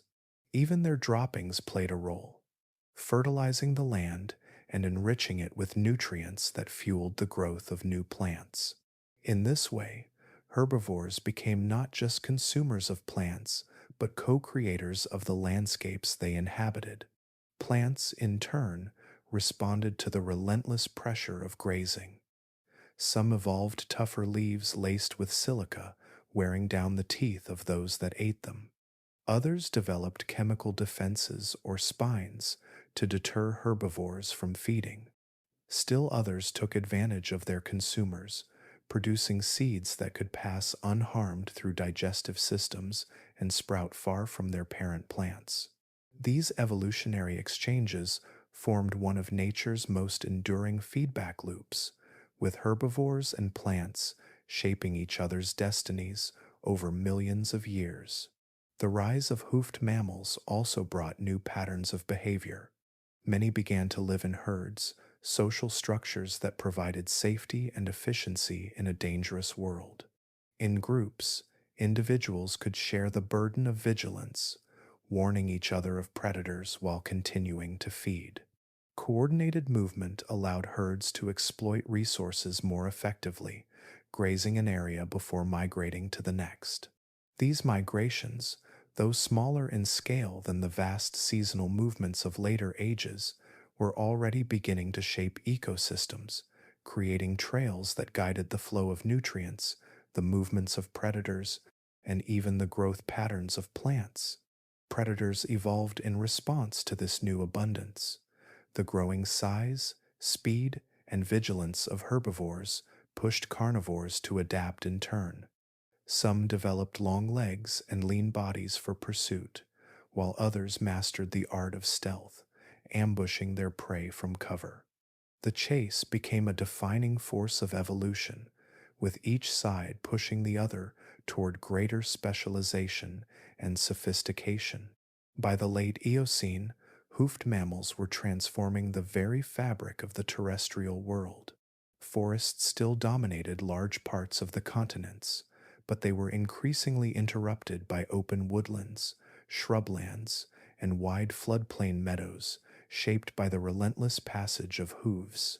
Nutrient cycles deepened, vegetation patterns shifted, and ecosystems grew more interconnected. These were the first steps toward the great grazing landscapes that would one day sweep across the continents. The rise of perissodactyls and artiodactyls was more than a story of anatomy or diet. It was the beginning of a new ecological order, one in which herbivores did not merely inhabit their environments, but actively engineered them.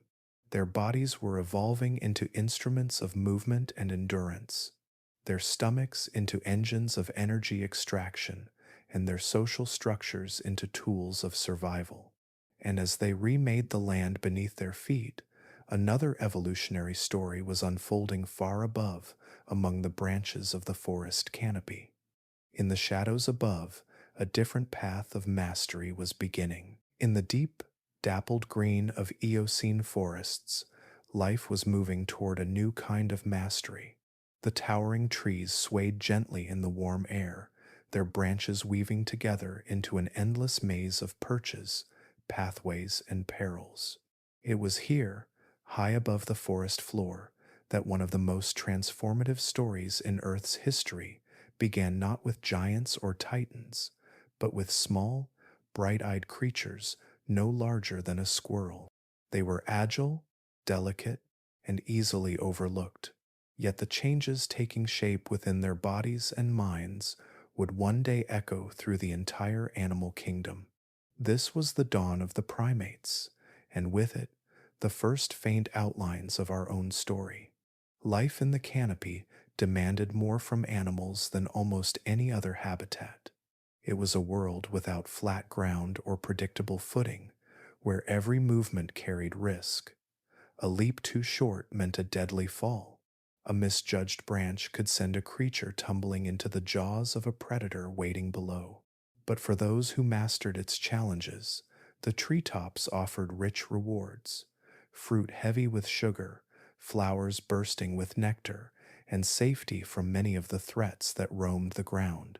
Evolution began to sculpt mammals into forms uniquely suited for this three-dimensional world, and the earliest primates were among its most remarkable experiments. One of their most important transformations began with their hands. Earlier mammals had feet built mainly for clinging or grasping simple surfaces, but the ancestors of primates developed fingers that were long, nimble, and capable of wrapping securely around branches. Their thumbs grew more opposable, allowing them to pinch and manipulate objects with increasing precision. This subtle change opened a world of new possibilities. They could pluck fruit without tearing it apart, hold on to prey while moving, and anchor themselves firmly, even on thin, swaying branches. What might have begun as a small advantage became, over time, a defining trait, the foundation for tool use, manipulation, and fine motor control millions of years in the future. Their eyes were changing too. Most mammals of the time relied heavily on smell, with eyes placed on the sides of their heads for a broad view of predators. But primates needed something different. In a canopy world full of depth and distance, where every leap required precise timing and judgment, vision became more important than scent. Their eyes shifted forward, their fields of view overlapping to create true binocular vision. This provided depth perception, a powerful tool in a life spent leaping from branch to branch. With it came an entirely new way of seeing the world, not as a flat landscape, but as a layered environment that could be navigated, predicted, and exploited with confidence. These physical changes were matched by transformations inside their skulls. The regions of the brain responsible for vision, balance, and coordination expanded, integrating sensory information with astonishing speed. Movements became more fluid and deliberate, allowing early primates to land precisely on narrow branches or snatch insects from the air in mid-leap. Their growing reliance on sight over smell also shifted how they interpreted their surroundings, paving the way for more complex decision-making and flexible behavior. Diet played a crucial role in this evolutionary experiment. Many early primates fed heavily on fruit, a resource that appeared unpredictably and ripened at different times across the forest. Finding it was not a matter of luck, but of memory and planning.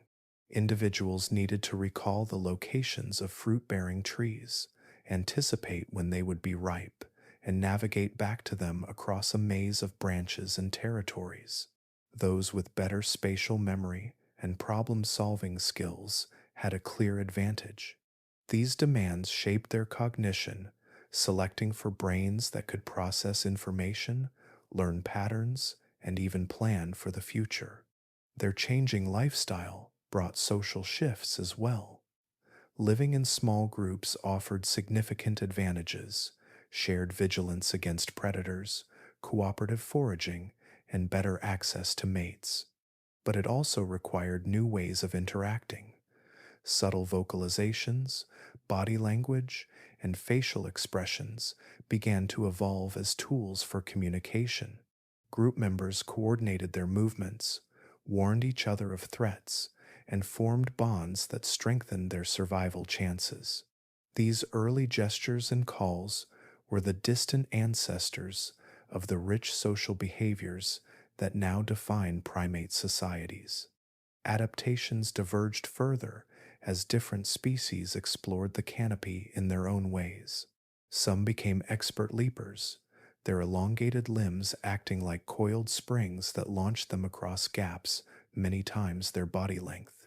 Others specialized in slow, deliberate climbing, their strong grips allowing them to hang upside down or navigate dense clusters of branches. A few ventured toward the ground more often, adapting to a life that balanced arboreal agility with terrestrial exploration. Despite their varied strategies, they all shared a common evolutionary toolkit: flexible hands, depth-perceiving eyes, keen spatial memory, and ever-improving coordination. These innovations set the stage for a branching evolutionary tree that would spread across the globe. Some of these early primates gave rise to the lemurs and lorises that still thrive in certain parts of the world. Others became the ancestors of monkeys and apes, whose descendants would one day leave the forests entirely and walk upright on open ground. Even then, millions of years before language, art, or civilization, the fundamental traits that would define our lineage were already taking shape. In the hush of those ancient forests, evolution was sketching the blueprint for a destiny it could not foresee. Hands that once clutched branches would one day hold tools. Eyes that judged the distance between trees would look up at distant stars. Social bonds forged for survival would become the foundations of culture. And all of it began here, among the leaves and shadows, with small, curious creatures leaping silently through the green. While trees shaped hands, the sea was calling hooves back into waves. In the warm shallows of ancient seas, where river mouths met the tide and the air shimmered with humidity, one of evolution's most astonishing experiments was quietly unfolding. It was not a sudden event or a dramatic leap, but a patient reshaping of life's possibilities, written step by step across millions of years. This was the story of the whales, a lineage that began with land-dwelling mammals and ended with the giants of the deep, an improbable journey back into the element their ancestors had once left behind. The tale began around 50 million years ago in the early Eocene, when Earth was still recovering from the great upheavals that had followed the extinction of the dinosaurs. Forests blanketed much of the land, and the oceans teemed with new life. Among the mammals exploring this dynamic world were small, hoofed creatures related to artiodactyls, the group that today includes deer, pigs, and hippos. Most of them were grazers and browsers, feeding along riversides and wetlands. But a few began venturing closer to the water's edge, drawn perhaps by the safety of shallow estuaries or by the rich supply of fish and soft aquatic plants. It was a small shift in behavior, but it set in motion one of the most remarkable transformations in natural history. The earliest chapter of this transition is written in the fossil bones of Pakicetus. This animal, which lived roughly 50 million years ago, was about the size of a medium dog and still unmistakably terrestrial. It moved on 4 legs and likely hunted small prey along riverbanks. But its ear bones were already showing signs of specialization for hearing underwater, a subtle hint that evolution was beginning to pull this lineage in a new direction. Pakicetus was no whale, but it was no longer a typical land mammal either. It stood on the threshold of 2 worlds, beginning a journey that would take millions of years to complete.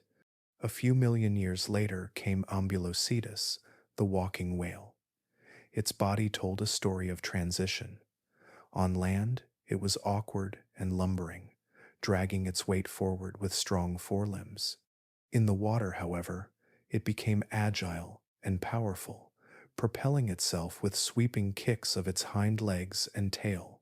Ambulocetus likely hunted in rivers and coastal shallows, lunging at fish or ambushing animals that came to drink.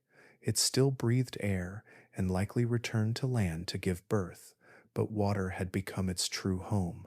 Evolution was beginning to favor traits that made swimming easier and terrestrial life less necessary. Over countless generations, these proto-whales adapted more completely to aquatic life. Their legs shortened and widened, transforming into paddles. Their bodies grew sleek and streamlined, shaped by the currents they now called home. Their nostrils migrated upward toward the top of the skull, an early step toward the blowholes of modern whales, allowing them to breathe while barely breaking the surface. Each change brought them closer to a life spent entirely in water and each adaptation unlocked new possibilities. By about 40 million years ago, the transition had reached its culmination. Basilosaurus, one of the earliest fully marine whales, was a true creature of the sea. Stretching over 50 feet long, it was a sinuous predator built for speed and power.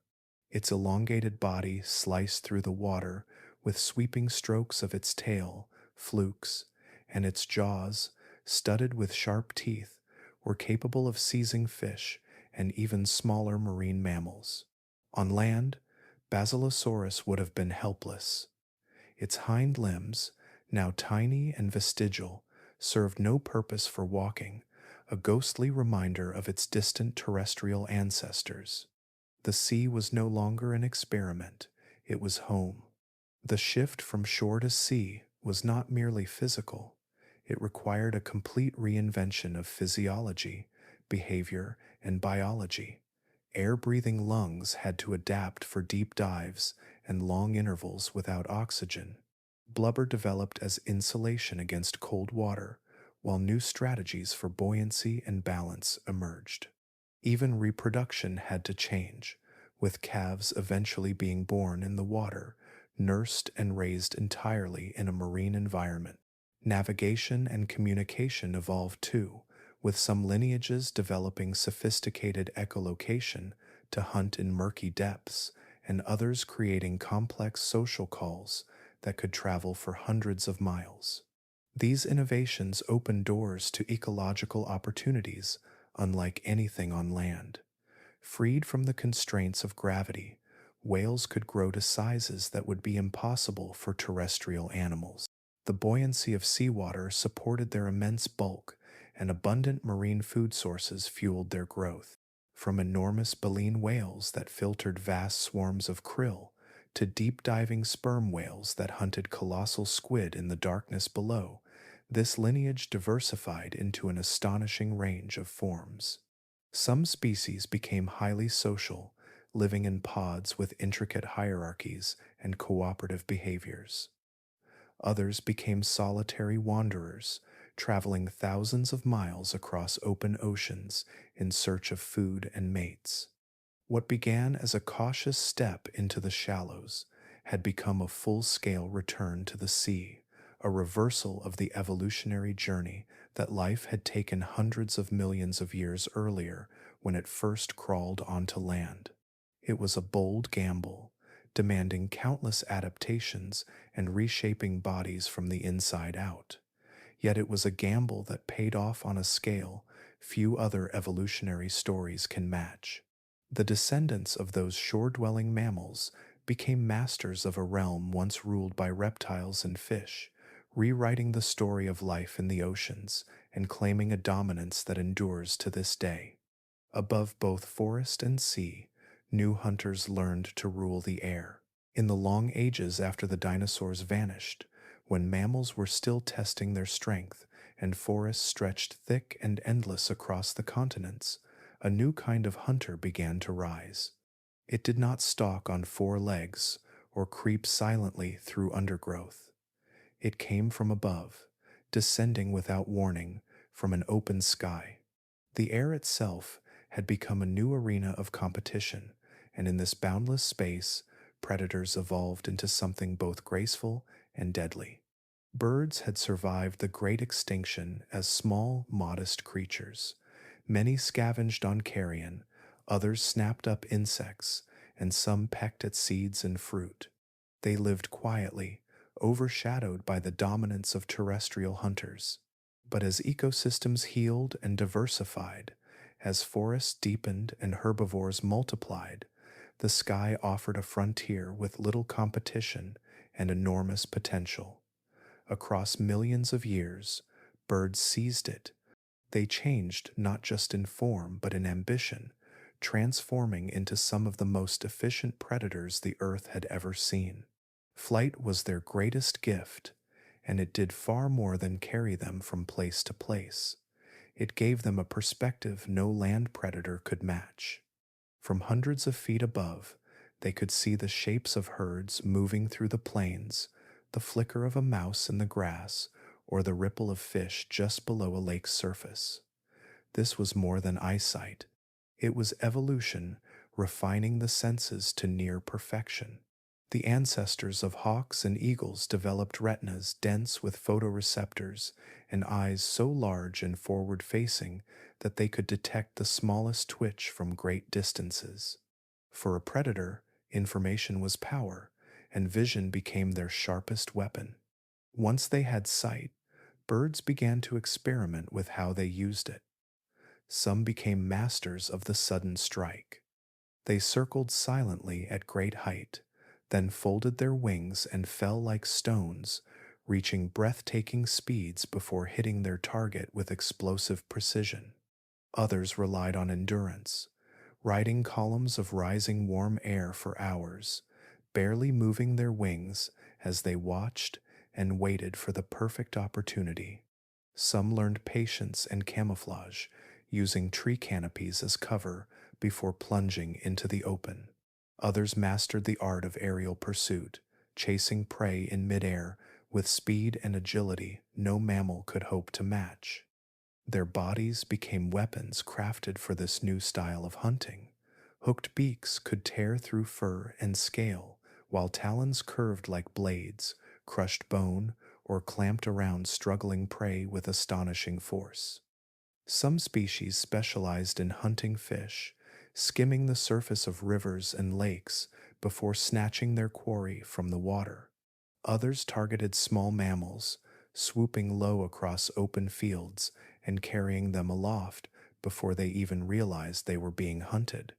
The rise of aerial predators reshaped life below. Small mammals adapted by becoming more alert and agile.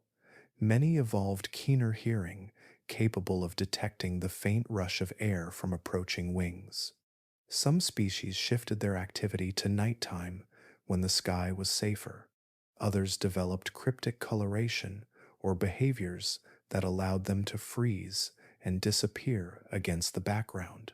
Even plants indirectly responded, with denser vegetation offering better shelter for prey species.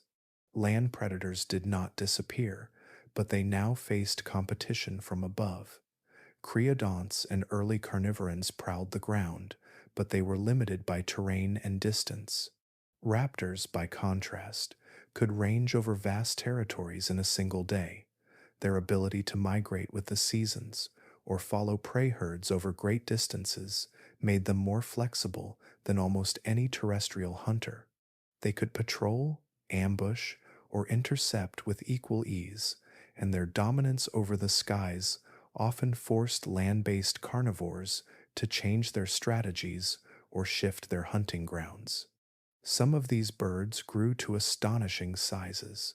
With wingspans longer than a human is tall, they could soar effortlessly across ancient landscapes, their shadows sweeping over plains and rivers. They were capable of taking down prey far larger than themselves, and their strength allowed them to carry heavy kills back to hidden perches or nesting sites. Not all aerial predators remained in the air, however.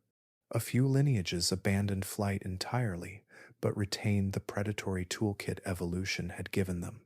These were the ancestors of the great flightless hunters known as terror birds, whose towering forms and bone-crushing beaks would later dominate parts of the southern continents.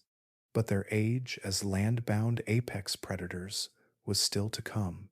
The impact of these sky hunters rippled through ecosystems in subtle and far-reaching ways. Herbivores shifted their feeding patterns, often venturing into the open only during certain times of day. Many species began to live in groups, relying on alarm calls to warn of incoming danger. Predator-prey relationships grew more complex, shaped not only by ground pursuit but by aerial assault. Even the timing of migrations and breeding seasons came to reflect the rhythms of predation from above. Flight did not simply add a new kind of predator to the Paleogene world, it transformed the entire concept of predation. Strength and stealth still mattered, but now they were paired with height, perspective, and patience. The battlefield was no longer flat and two-dimensional. It had expanded into the skies, and those who mastered it gained a reach that stretched far beyond what tooth and claw alone could accomplish. Across the globe, birds came to inhabit every corner of the sky, from coastal cliffs to dense forest canopies and open plains. Their strategies grew as varied as the landscapes they hunted over, and their presence influenced everything from the behavior of tiny mammals to the structure of entire ecosystems. They were not just predators, but architects of the living world below. And while wings claimed the horizon, the ground itself was moving. In the deep sweep of Paleogene time, Earth was a planet in motion. Continents that had once seemed like eternal fixtures were quietly sliding across the globe, carried by vast plates drifting atop a sea of molten rock beneath the crust. Their movement was almost imperceptible in a single lifetime, but over millions of years, it reshaped the face of the world. The outlines of familiar continents shifted, ancient oceans closed, and new ones opened. Mountains rose from shallow seas, and land that had once been joined was torn apart by widening rifts. It was a slow and patient process, but its consequences rippled through every corner of the biosphere, guiding the course of evolution and rewriting the map of life itself. In the earliest part of the Paleogene, the continents were still scattered remnants of the great supercontinent Pangaea, which had broken apart tens of millions of years earlier. North America and Europe still hovered closer than they do today, linked at times by land bridges that appeared when sea levels fell. Africa and South America were continuing their slow drift apart, widening the Atlantic Ocean with each passing millennium. India, a fast-moving island continent, was racing northward across the Tethys Sea toward a colossal collision with Asia. Australia remained tethered to Antarctica, though their bond was weakening as it too began to move north into warmer latitudes. None of the familiar outlines of the modern world had yet fully taken shape. Instead, the planet was a dynamic puzzle, its pieces sliding and grinding against each other, constantly rearranging the boundaries of land and sea. This ceaseless motion was more than geological spectacle. It was the engine behind countless environmental transformations. As land masses shifted, they carried ecosystems across latitudes, changing the climates they experienced. Regions that had once basked beneath tropical sun drifted slowly toward temperate belts, while others slipped toward cooler, drier zones. Mountain ranges lifted from the Earth's crust, altering wind patterns and rainfall, casting rain shadows over new deserts, and creating lush valleys on their leeward sides. Ocean currents, too, were redirected as continents opened or closed seaways, changing the flow of heat and moisture around the planet. These shifts shaped the distribution of forests, wetlands, and open woodlands, forcing life to adapt to new conditions or move with the changing climate. Some of the most dramatic consequences of plate motion came from the formation of land bridges, temporary corridors that appeared when continents pressed close together or sea levels fell.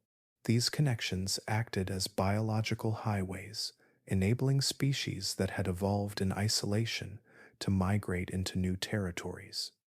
Their arrivals could reshape ecosystems overnight. Ancient mammals that had developed on one continent suddenly found themselves competing with unfamiliar rivals on another. Predators met prey they had never encountered before. Plants spread seeds into foreign soils and thrived where they had once been absent. The intermittent connection between North America and Europe across a North Atlantic land bridge was one such pivotal event. It allowed waves of mammals to migrate in both directions, carrying their evolutionary experiments across the ocean divide.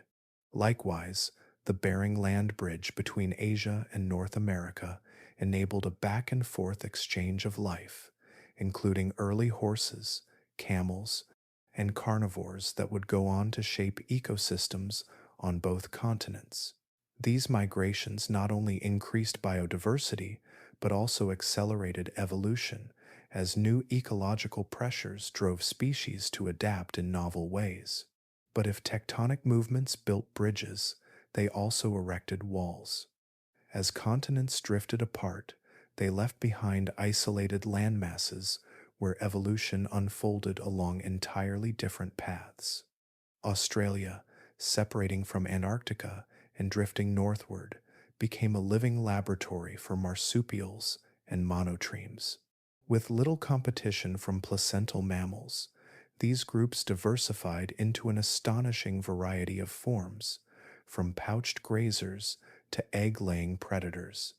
South America, too, spent tens of millions of years in splendid isolation, producing its own unique cast of creatures, including predatory marsupials, hoofed mammals unlike any found elsewhere, and towering flightless birds. Even within a single continent, tectonic forces could shape evolution by dividing populations. The slow uplift of the Rocky Mountains split habitats and redirected rivers in North America, isolating species on either side and setting them on separate evolutionary journeys. Over time, these divided populations developed distinct traits, behaviors, and adaptations, sometimes diverging so completely that they became entirely new species. The oceans were not untouched by this grand tectonic choreography. As continents moved, they opened and closed gateways that controlled the circulation of seawater around the globe. The gradual narrowing of the Tethys Sea as Africa and Eurasia crept toward collision disrupted the flow of warm equatorial currents and transformed marine ecosystems. Later, the isolation of Antarctica as it drifted farther south would allow cold, nutrient-rich currents to circulate around the pole, reshaping global ocean circulation and influencing climate patterns far beyond the southern hemisphere. Each shift in Earth's surface left a mark on the living world. Migration routes appeared and vanished. Species mixed and hybridized or found themselves cut off and evolving in isolation. Some lineages flourished as new opportunities opened, while others dwindled under the pressure of competition or changing environments. Even the rise of primates, ungulates, and early marine mammals was shaped by these slow continental dances, their dispersal and diversification guided by the shifting pathways and barriers of a changing planet. The continents were never truly still. They drifted, collided, and tore apart in a constant reshuffling that redefined the world's geography again and again. And in doing so, they shaped the story of life not through sudden catastrophe, but through slow, inexorable motion that redrew coastlines, sculpted landscapes, and set evolution on new and unexpected courses. The deep engine that drove this movement did more than shift mountains and open seas. It set the stage for everything that followed. The deep engine did more than move continents. It changed the air beneath the lush forests, expanding oceans, and restless skies of the Paleogene. Earth's deeper forces were still hard at work. The surface world may have seemed stable, but it was constantly shaped and reshaped by the hidden machinery beneath our feet and the rhythms of the cosmos above. These forces did not act in isolation. They pulsed and collided across vastly different timescales, each leaving a distinct signature on the environment and on the course of evolution. Together, they wrote a story of fire and fury, of sudden catastrophes and slow transformations that shaped the trajectory of life in ways that are still visible today. Some of the most dramatic influences came from explosive volcanism, events that unfolded over days, weeks, or months, but left scars that lasted for centuries. When pressure built beneath the crust and magma tore its way to the surface. The results were spectacular and devastating. Explosive eruptions hurled ash and aerosols high into the stratosphere, where they could linger for years, dimming sunlight and cooling the planet. Sudden drops in temperature disrupted growing seasons, shrank habitats, and triggered cascades of extinction among species unable to adapt quickly. Rivers and lakes turned acidic from volcanic gases, poisoning aquatic life, while forests collapsed under layers of choking ash. Yet even these violent upheavals contained the seeds of renewal.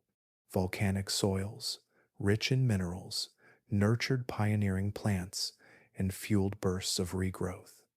Newly created landscapes offered empty spaces where evolution could experiment. In the wake of destruction, ecosystems reassembled in unexpected ways, often more diverse and resilient than before. On a far longer timescale, the planet experienced eruptions of another kind, flood basalts.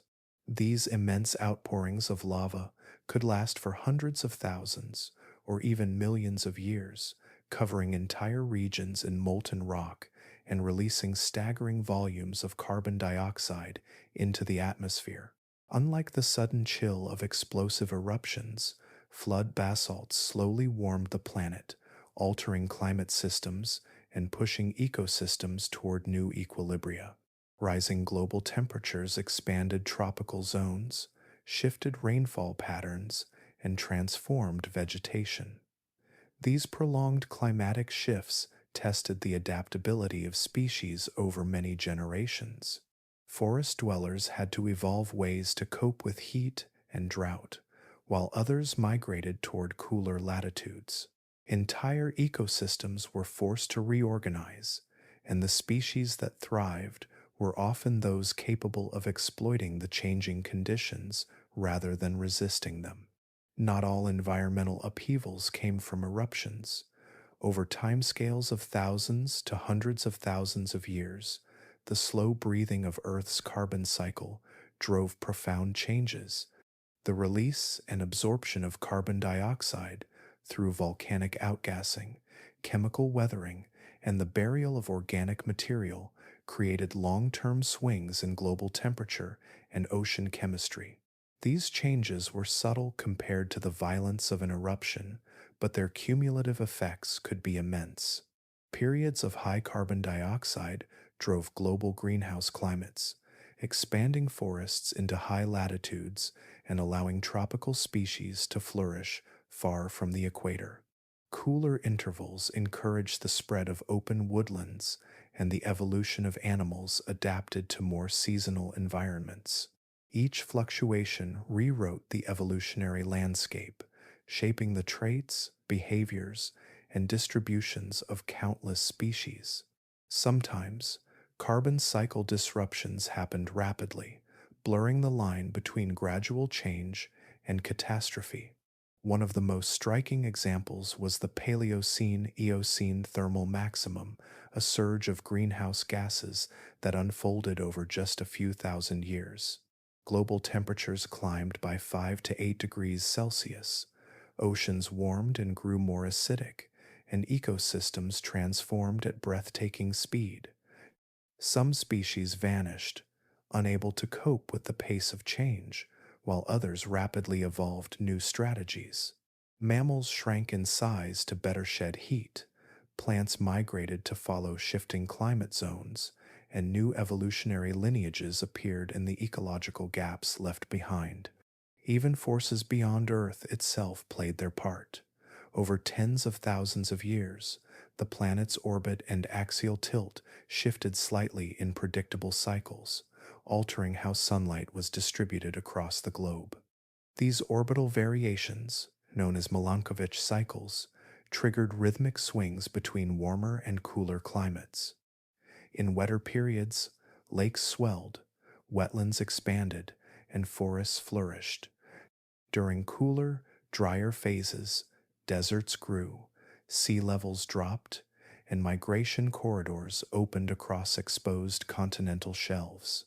These slow, predictable oscillations acted as a metronome for evolution, driving cycles of expansion and contraction that influenced population sizes, migration patterns, and genetic diversity.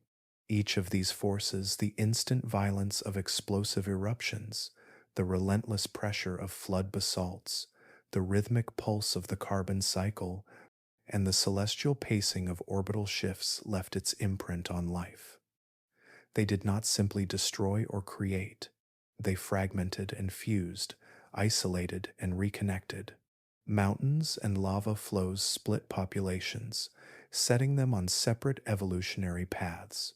Shifting climates forced migrations that brought once isolated species into competition or cooperation.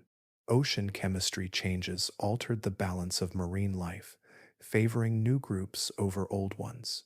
Even the smallest adaptations, a change in tooth shape, a shift in breeding season, a tweak in behavior, could ripple outward over millions of years, shaping the trajectory of entire lineages.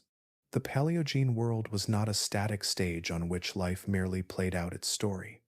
It was an ever-changing canvas, continually redrawn by the deep and patient forces of the planet itself. Each pulse of fire, each breath of carbon, each subtle shift in the tilt of Earth's axis altered the conditions in which evolution worked. And with every change, life responded, sometimes struggling, sometimes thriving, always adapting. It was within this restless interplay of geology, climate, and biology that evolution achieved some of its most remarkable feats. Amid upheaval, evolution sometimes wandered into beautiful cul-de-sacs. In the aftermath of the cataclysm that ended the age of dinosaurs, the world was a place of experimentation. Ecosystems were unsettled, climates were in flux, and the biological playing field had been wiped nearly clean.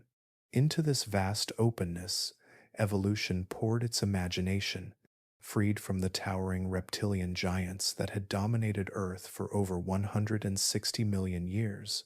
Life tried things it had never attempted before.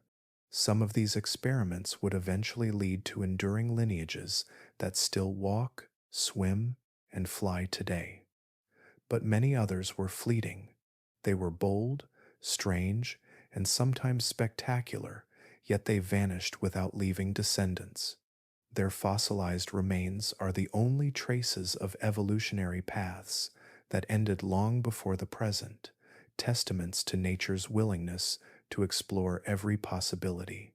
Among the earliest and most peculiar of these evolutionary detours were the pantodonts, a group of large herbivorous mammals that rose to prominence in the early Paleogene.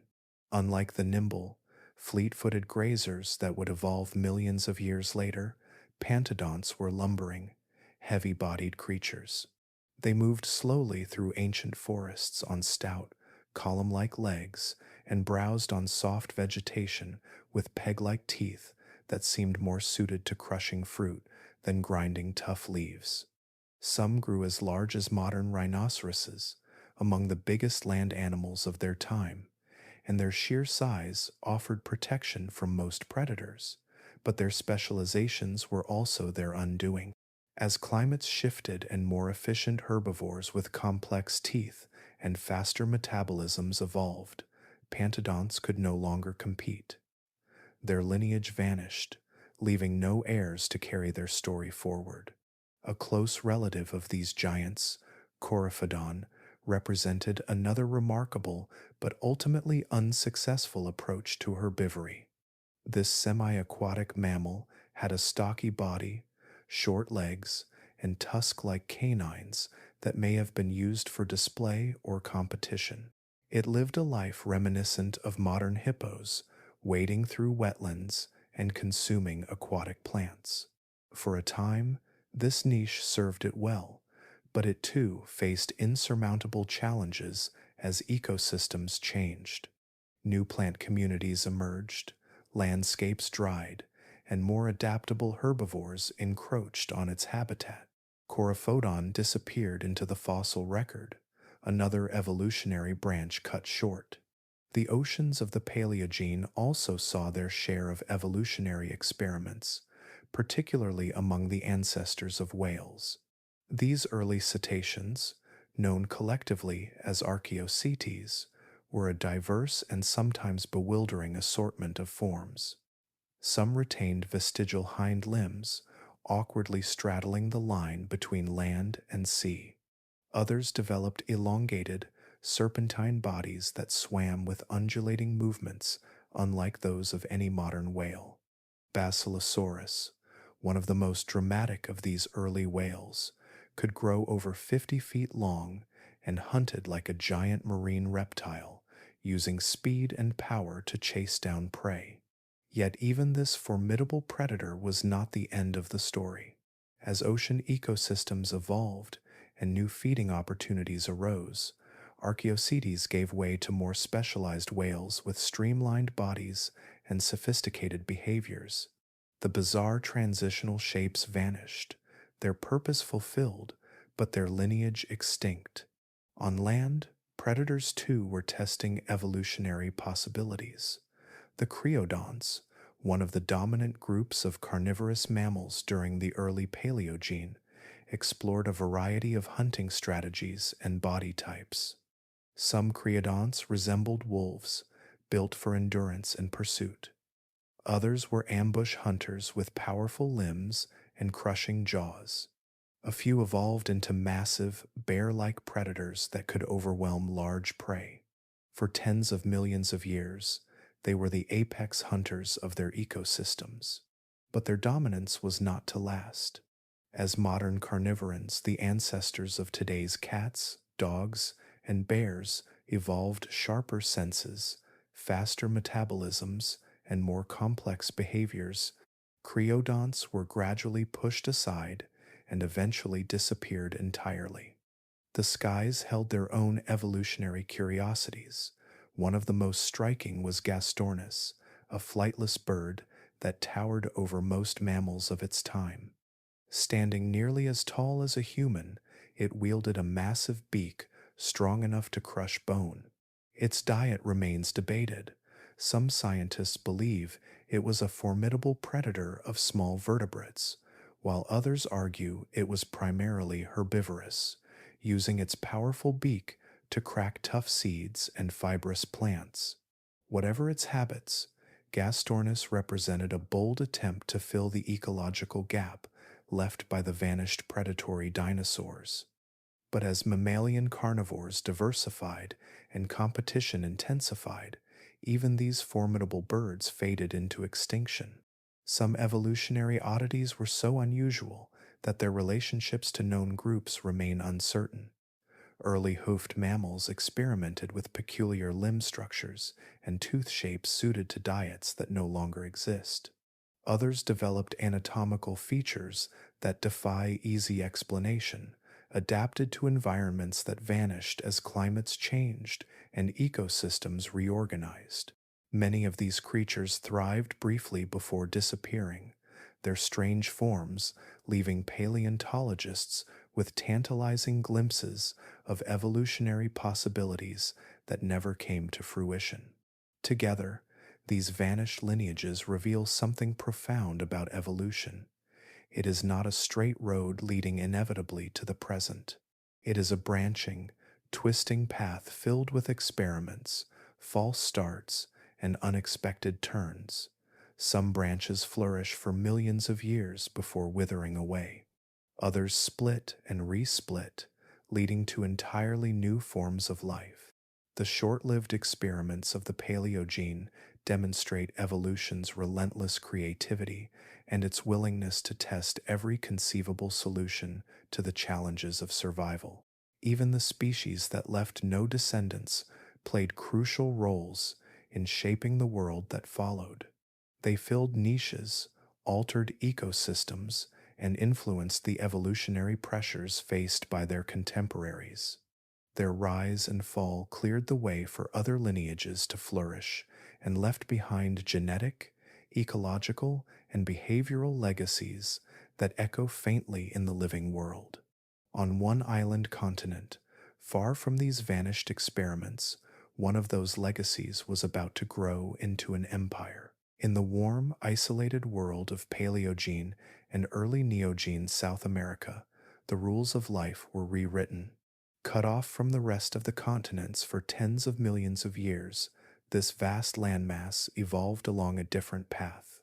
Its rivers and plains, forests and coastlines became laboratories where evolution experimented with unfamiliar forms.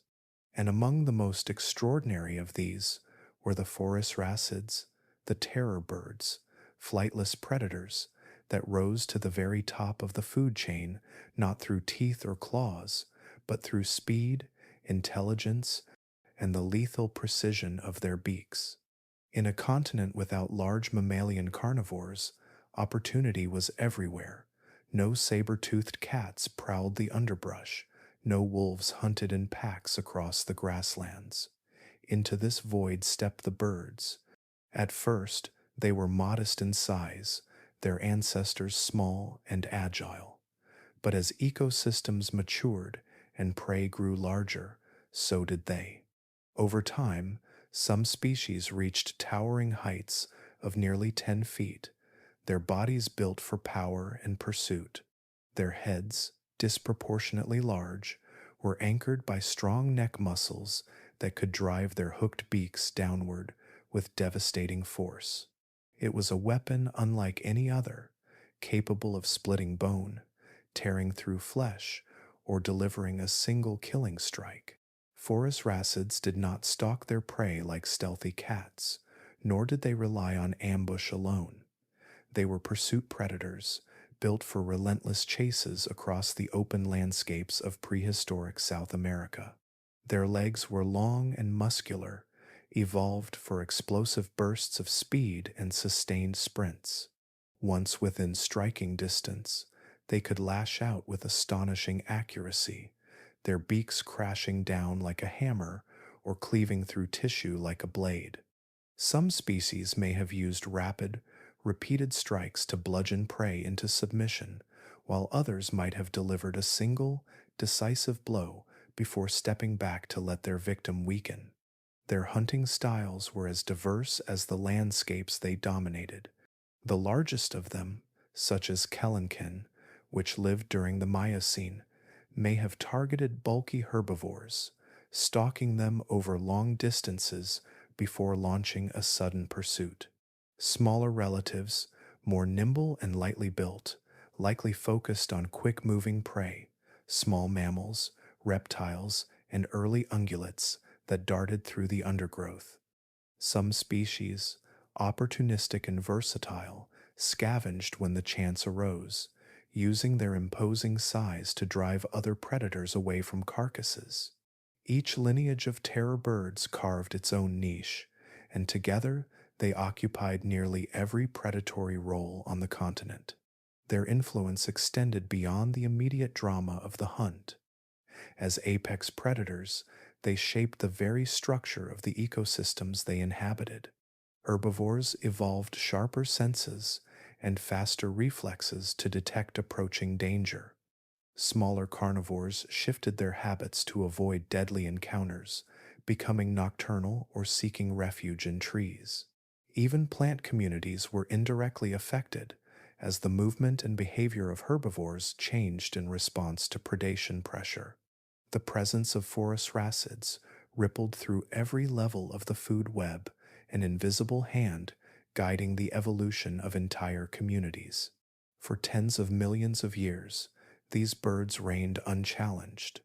Their isolation on a continent without mammalian competitors allowed them to refine their adaptations to perfection. They became specialists in a world shaped entirely by their own presence, but their dominance would not last forever. Around 3 million years ago, a geological shift changed everything. The rising Isthmus of Panama joined North and South America, bridging two worlds that had evolved separately for more than 60 million years. This event, known as the Great American Biotic Interchange, unleashed a wave of ecological upheaval.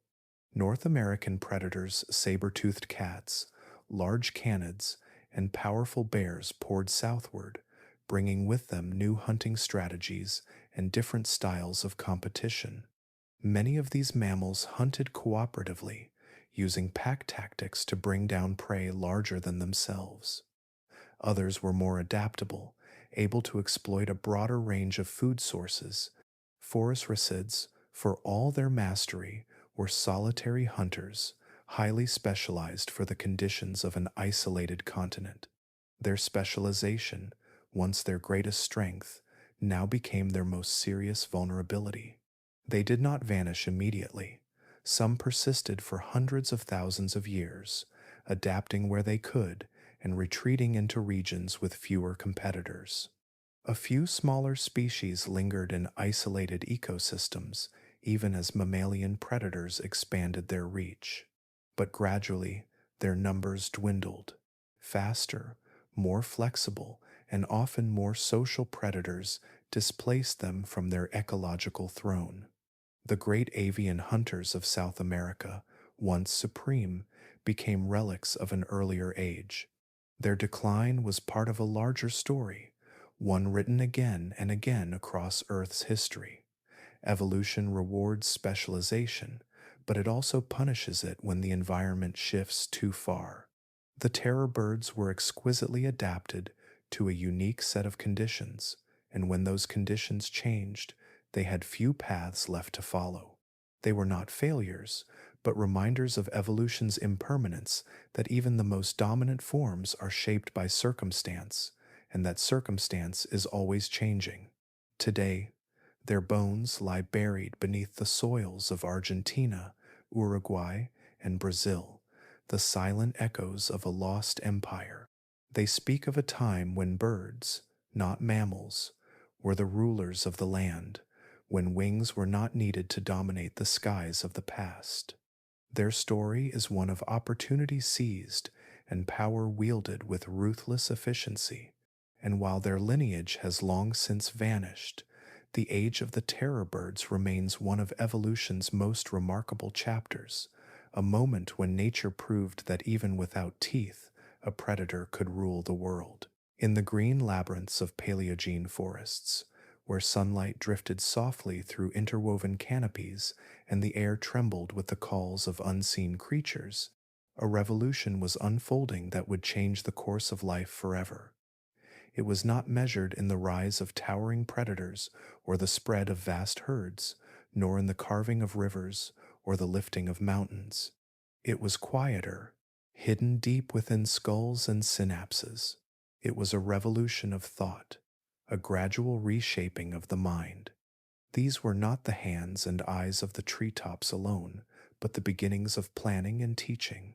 The earliest primates were still small, their bodies light enough to race along branches and leap across dizzying gaps. Their world was a maze of leaves and vines, flowers and fruit, shadow and motion. Every day demanded calculation. A single misstep could mean a fatal fall.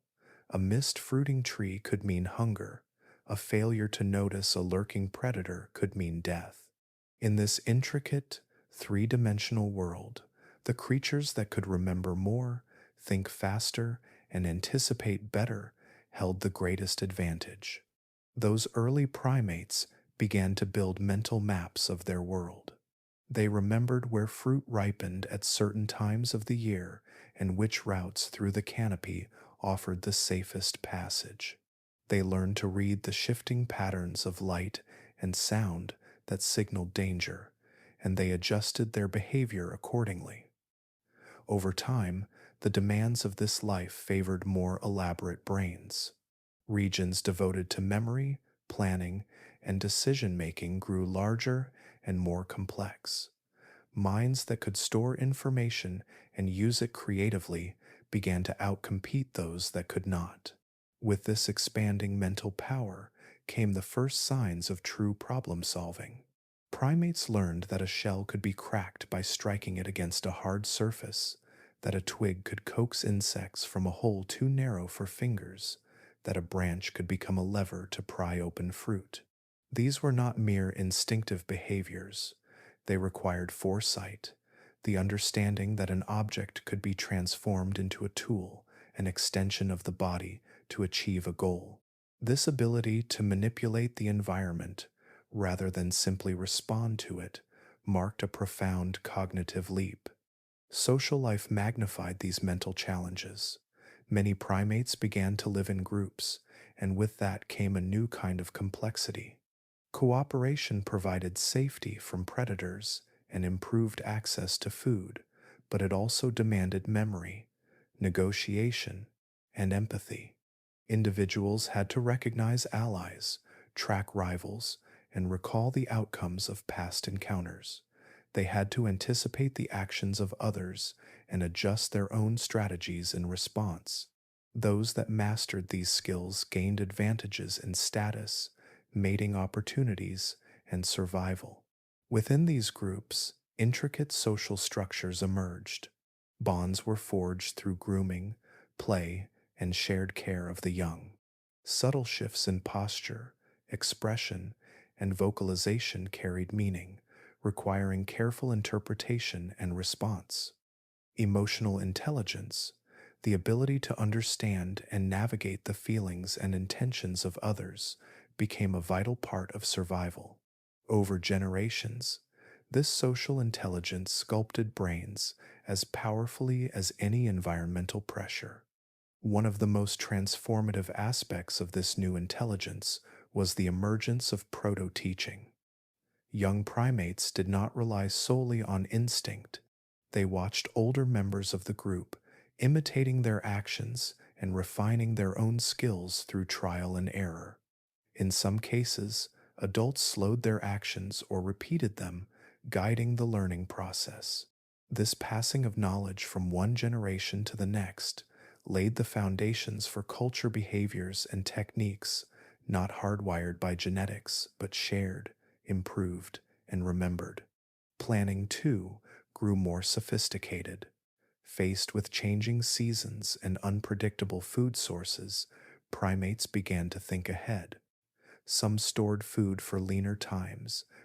Others coordinated group efforts to hunt or defend territory. These behaviors required more than simple reaction. They demanded the ability to imagine future outcomes and act in the present to influence them, a capacity that would, millions of years later, underpin language, architecture, and science. Fossil evidence reveals that this cognitive expansion was accompanied by a steady increase in brain size throughout the Paleogene and into the Neogene. But the size of the brain tells only part of the story. The internal structure became more intricate, with new neural connections enhancing processing power and integration. These changes unlocked new behaviors, curiosity, experimentation, play that served no immediate survival purpose but expanded the boundaries of what the mind could do. The roots of human intelligence trace back to this time. Each new behavior, from using a twig to extract insects to remembering the ripening schedule of a distant fruit tree, planted the seeds of abstract thought. The minds of these early primates were still far from our own, but they carried the same essential qualities: curiosity, foresight, adaptability, and the capacity to learn from one another. In those ancient forests, the transformation was slow but relentless. Each leap through the canopy, each problem solved, each alliance remembered added a thread to a tapestry of intelligence that would grow more complex with every generation. The creatures who once navigated branches and fruiting trees were building the cognitive foundations of storytelling, mathematics, and exploration. Their growing minds were silent architects of futures they could never imagine, setting the stage for a lineage that would one day gaze at the stars and wonder how it all began. Small bodies carried big advantages into every corner of the night and soil. In a world dominated by towering mammals, swift predators, and vast herbivore herds, it was not the largest or the strongest who quietly took control of the planet's future. It was the smallest. They slipped through shadows and leaf litter into the hollows of trees and the darkness of caves. They darted unseen beneath the feet of giants and above the heads of slow-moving grazers. Their power was not brute force, but agility, speed, and sheer adaptability. And as the Paleogene unfolded, two groups, rodents on the ground and bats in the air, began a quiet conquest that would shape ecosystems for tens of millions of years to come. Rodents began their rise close to the soil, in places where roots tangled and seeds lay hidden. Small, quick, and endlessly adaptable, they spread across continents with astonishing speed. They needed little to survive: a patch of shelter, a handful of food, and that minimalism became their strength. Their teeth, constantly growing and coated with some of the hardest enamel in the natural world, allowed them to gnaw through almost anything: tough plant shells, wooden stems, even bones. This ability to access food that others ignored gave them an extraordinary edge. They could exploit resources that remained off limits to larger herbivores, store supplies for lean seasons, and carve intricate burrows that doubled as shelter and protection. Their reproductive strategy was equally transformative. Many rodents produced several litters in a single year, with offspring reaching maturity in weeks rather than years. This rapid life cycle meant that entire populations could adapt to changing conditions in a fraction of the time it took larger mammals to respond. When climates warmed or cooled, when predators appeared or disappeared, rodents could shift their behavior, physiology, or diet within a handful of generations. Evolution worked more quickly on them because it had more opportunities to act. This adaptability led to extraordinary diversity. Some rodents specialized in burrowing, sculpting complex tunnel networks beneath the ground that created safe havens from predators and extreme weather. Others became agile climbers, leaping between branches in search of fruit and seeds. Some learned to swim, slipping into rivers and lakes to hunt for aquatic vegetation or invertebrates. Wherever there was space to fill, a rodent lineage evolved to fill it. By the end of the Paleogene, they had established themselves in deserts, rainforests, mountains, and plains, in warm tropics and cold temperate zones alike. Their success was not dramatic or obvious, but it was relentless, and it reshaped the food webs of the planet. While rodents were spreading beneath the canopy, another lineage was rewriting the rules of life in the air. Bats, the only mammals capable of sustained flight, appeared during the early Eocene and rapidly mastered a realm that few others could exploit. Their wings, membranes stretched over elongated finger bones, allowed for extraordinary maneuverability. They could twist and turn in midair, hover near flowers, or dart after flying insects with breathtaking precision. Flight opened a vertical dimension of the biosphere that had been largely closed to mammals, and bats quickly claimed it as their own.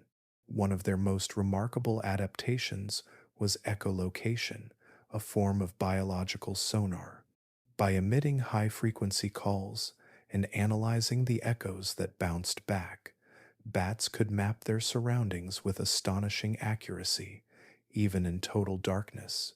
They could detect a mosquito's flutter, avoid branches in a dense forest, and navigate complex cave systems without ever relying on sight. This gave them a profound advantage. While many predators were confined to daylight hours, bats became dominant hunters of the night, sweeping the skies for insects when competition was scarce and predators few. Like rodents, bats diversified rapidly. Some evolved to hunt insects, becoming essential regulators of insect populations. Others shifted to a diet of fruit and nectar, serving as pollinators and seed dispersers and linking distant ecosystems together.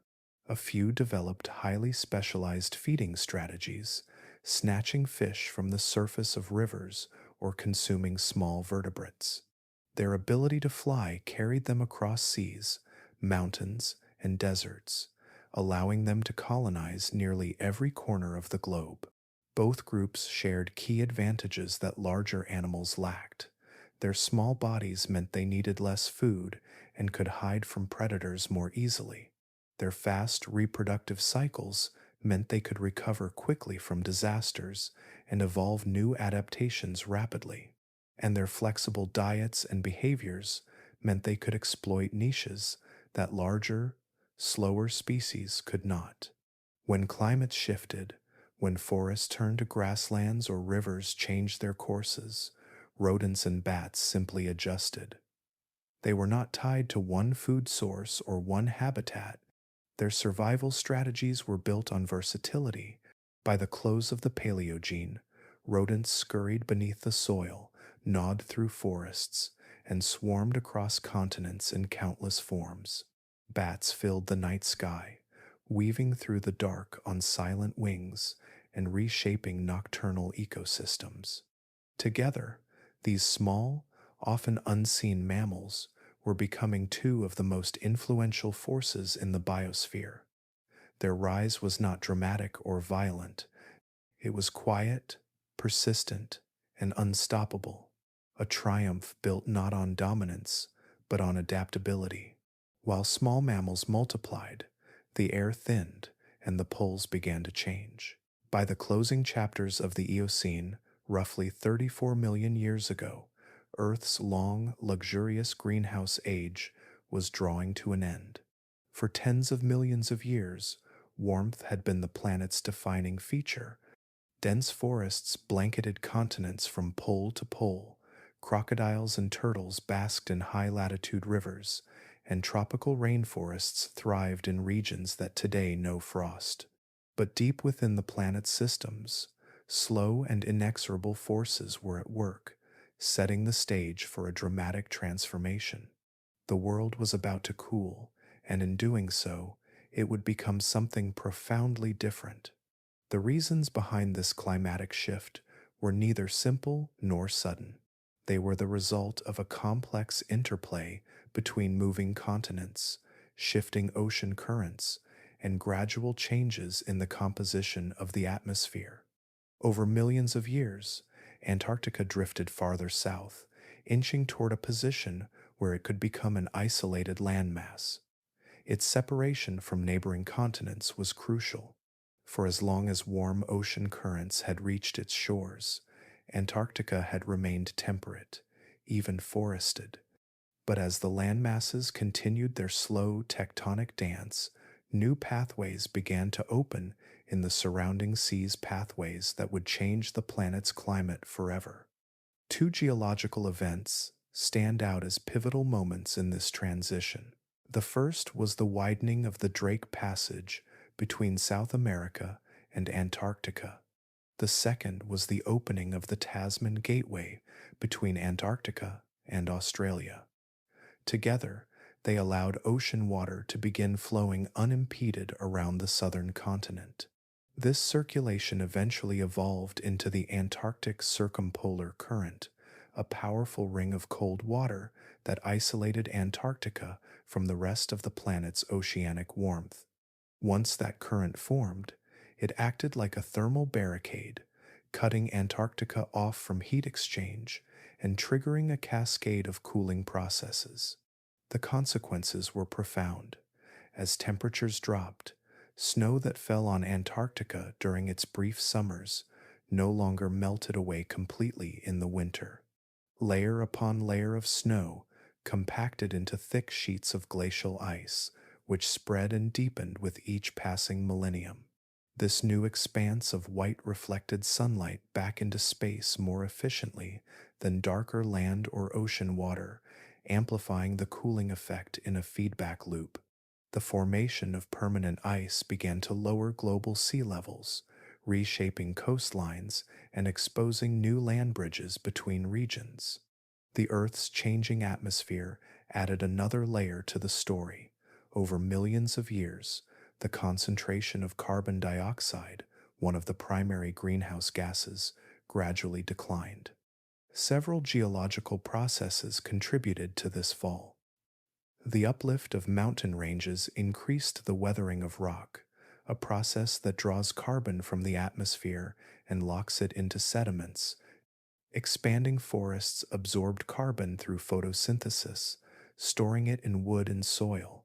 Marine organisms incorporated carbon into their shells and skeletons, which settled to the seafloor and became part of the geological record. As greenhouse gas levels fell, the planet lost more of its ability to trap heat, and cooling accelerated further. The result was a world in transition. Subtropical forests that had once stretched far into higher latitudes began to retreat toward the equator. In their place grew woodlands and open environments where temperatures were more seasonal and rainfall patterns more variable.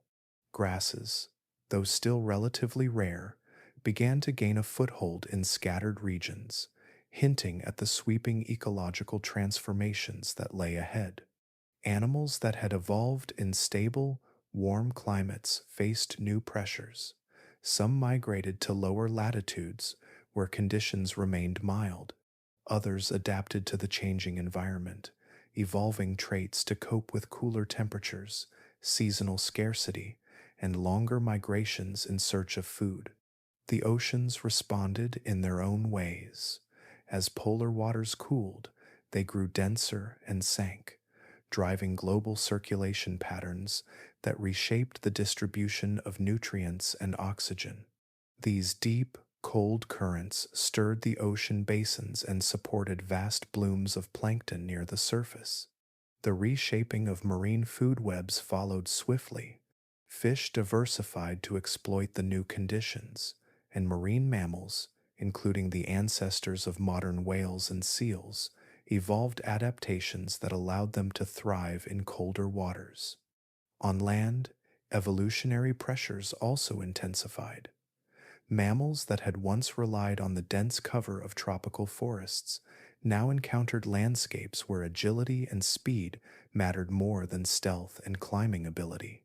Herbivores evolved longer legs and stronger muscles to travel greater distances between scattered food sources.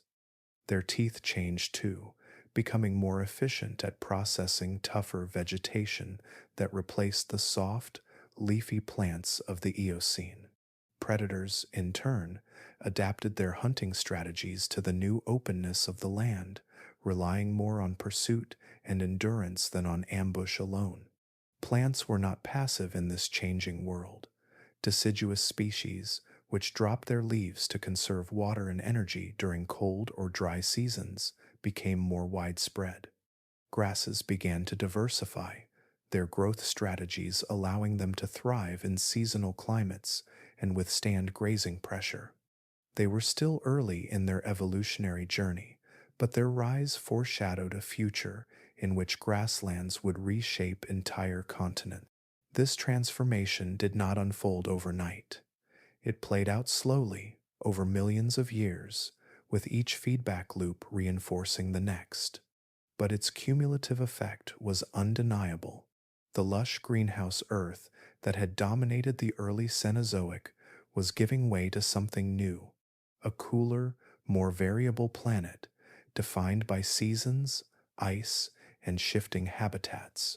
With ice now anchored on the poles and climates growing more dynamic, the world entered a new chapter of its history. The continents, the oceans, and the life that inhabited them would all evolve in response. And with ice on the pole, continents breathed new seasons. By the dawn of the Oligocene, roughly 34 million years ago, Earth felt like a different planet. The long reign of warmth and abundance that had defined the Eocene was ending, and in its place arose a world that was cooler, drier, and far more unpredictable. Forests that had once stretched unbroken across continents were thinning, replaced by open skies and windswept plains. Where crocodiles had once swum in polar rivers and rainforests had brushed the edges of the Arctic, frost now bit into the soil, seasons grew sharper, and the landscape itself began to change. The transformation was the cumulative result of forces set in motion millions of years earlier. Antarctica, now sealed off by the powerful Antarctic Circumpolar Current, remained locked beneath a growing mantle of ice. The expansion of that ice reflected more sunlight back into space, cooling the planet further and driving global sea levels down as water was trapped in vast glaciers. Atmospheric carbon dioxide, once abundant enough to trap heat and sustain a greenhouse world, continued to decline, stripping away the atmosphere's insulating layer. The combined effect of these changes was dramatic. Global temperatures fell, rainfall patterns shifted, and dry seasons grew longer and more intense. For life, the new climate was both a challenge and an invitation. Lush, tropical forests that had once blanketed much of the land began retreating toward the equator, unable to survive the drier, more seasonal conditions. In their place rose a mosaic of new habitats, open woodlands, scrublands, and scattered patches of grass. It was in these transitional landscapes that one of the most significant botanical revolutions in Earth's history quietly began. Grasses, with their deep root systems and remarkable resilience, started to spread. They thrived in the cooler, more variable climate, growing back quickly after fires, enduring long droughts, and flourishing when the rains returned. These early grasslands were patchy and limited in extent, but they were the first hints of a transformation that would eventually reshape the planet. The rise of more open habitats brought with it profound evolutionary pressures. In dense forests, survival had depended on agility, camouflage, and the ability to climb or hide. But in open country, different skills became vital. Speed mattered more than stealth. Endurance replaced ambush. Herbivores that once browsed on soft leaves now had to travel long distances between scattered feeding grounds and digest the tougher, silica-rich grasses that dominated the landscape. Their bodies changed to meet these challenges. Limbs grew longer and more slender, optimized for running. Feet evolved into hooves, reducing drag and allowing swift, efficient movement over hard ground. Teeth developed broader grinding surfaces, capable of processing coarse vegetation that older molar designs could not handle. This new world was one of movement. As rainfall patterns grew more seasonal, plants flourished only during certain parts of the year, forcing herbivores to follow shifting belts of greenery. Migration, once a rare behavior, became a survival strategy. Herds of grazers moved across vast distances in search of food and water, their migrations shaping ecosystems as they went. Their trampling hooves stirred the soil, their droppings fertilized the ground, and their feeding habits sculpted plant communities. Predators, too, adapted to this new mobility, evolving to match the speed, stamina, and unpredictability of their prey. The predators of the Oligocene were increasingly specialized for life on the open plains. Some developed long, muscular legs and lean, aerodynamic bodies, capable of pursuing prey over great distances. Others became ambush specialists, relying on explosive bursts of speed to catch their targets before they could escape. Cooperation, too, began to emerge as a powerful tool. Some carnivores hunted in coordinated groups, surrounding prey or driving them toward waiting packmates. Among the most formidable were the nimravids, often called false saber-tooths, early relatives of modern cats. With elongated canine teeth and strong forelimbs for grappling, they embodied the evolutionary arms race between predator and prey that the new landscapes demanded. The cooler, drier world reshaped the seas as well. Falling sea levels exposed continental shelves, altering coastlines and redirecting ocean currents. These changes redistributed nutrients, transforming marine food webs from plankton to apex predators. Marine mammals continued their adaptive journey, diversifying into new forms suited to colder waters and new feeding strategies. Early proboscideans such as Pheomia and its kin-distant ancestors of elephants roamed coastal floodplains and river valleys, their expanding ranges mirroring the shifting shorelines and evolving terrestrial ecosystems. The increasing variety of environments also drove a surge in ecological specialization. As resources became patchier and habitats more varied, species adapted to narrower niches. Some herbivores specialized in grazing the tough, fibrous grasses, while others remained browsers, feeding on shrubs and low trees that dotted the plains. Predators diversified too, some focusing on small, quick prey, while others evolved to tackle the largest herd animals. This deepening web of specialization built new layers of complexity into ecosystems, making them more intricate and interdependent than ever before. The Oligocene was not a harsher world, but it was a more demanding one. It favored those who could move with the seasons, adapt to changing resources, and evolve quickly enough to keep pace with shifting climates. Life responded with innovation. Migration became a rhythm of existence. Cooperative hunting and complex social behaviors flourished. Mutual relationships developed between grazers and the grasses they fed upon, each shaping the other's evolution. The great forests of the Eocene had been worlds of shadow and stillness, where competition played out among branches and leaves. The Oligocene was a landscape of vast horizons and restless motion.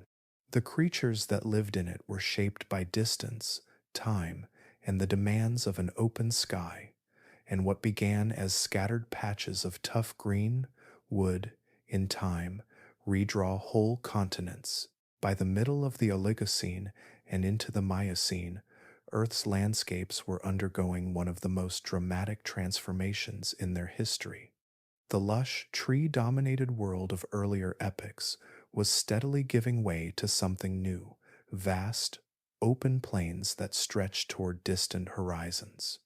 And the architects of this quiet planetary revolution were not towering forests or volcanic upheavals, but grasses small, resilient plants whose rise would forever change the course of evolution. By the Miocene, and especially with the emergence of C4 grasses, this transformation accelerated. These grasses were more efficient at capturing carbon in hot, dry conditions, allowing them to thrive where older plant types could not. Beginning around 7 to 8 million years ago, they surged across continents, expanding open biomes on a scale never before seen. Where once dense forests had reigned, sweeping grasslands now rolled across Africa, Asia, and the Americas. This was more than a shift in vegetation. It was a reshaping of the planet's surface and a reordering of life's priorities. Grasses were unlike any plant that had dominated before.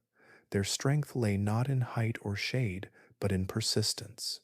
Deep, spreading roots anchored them firmly in the soil, locking in moisture and nutrients while resisting erosion. Above the ground, their flexible blades grew quickly and could recover almost instantly from grazing, trampling, or even fire. In fact, fire became part of their ecological strategy.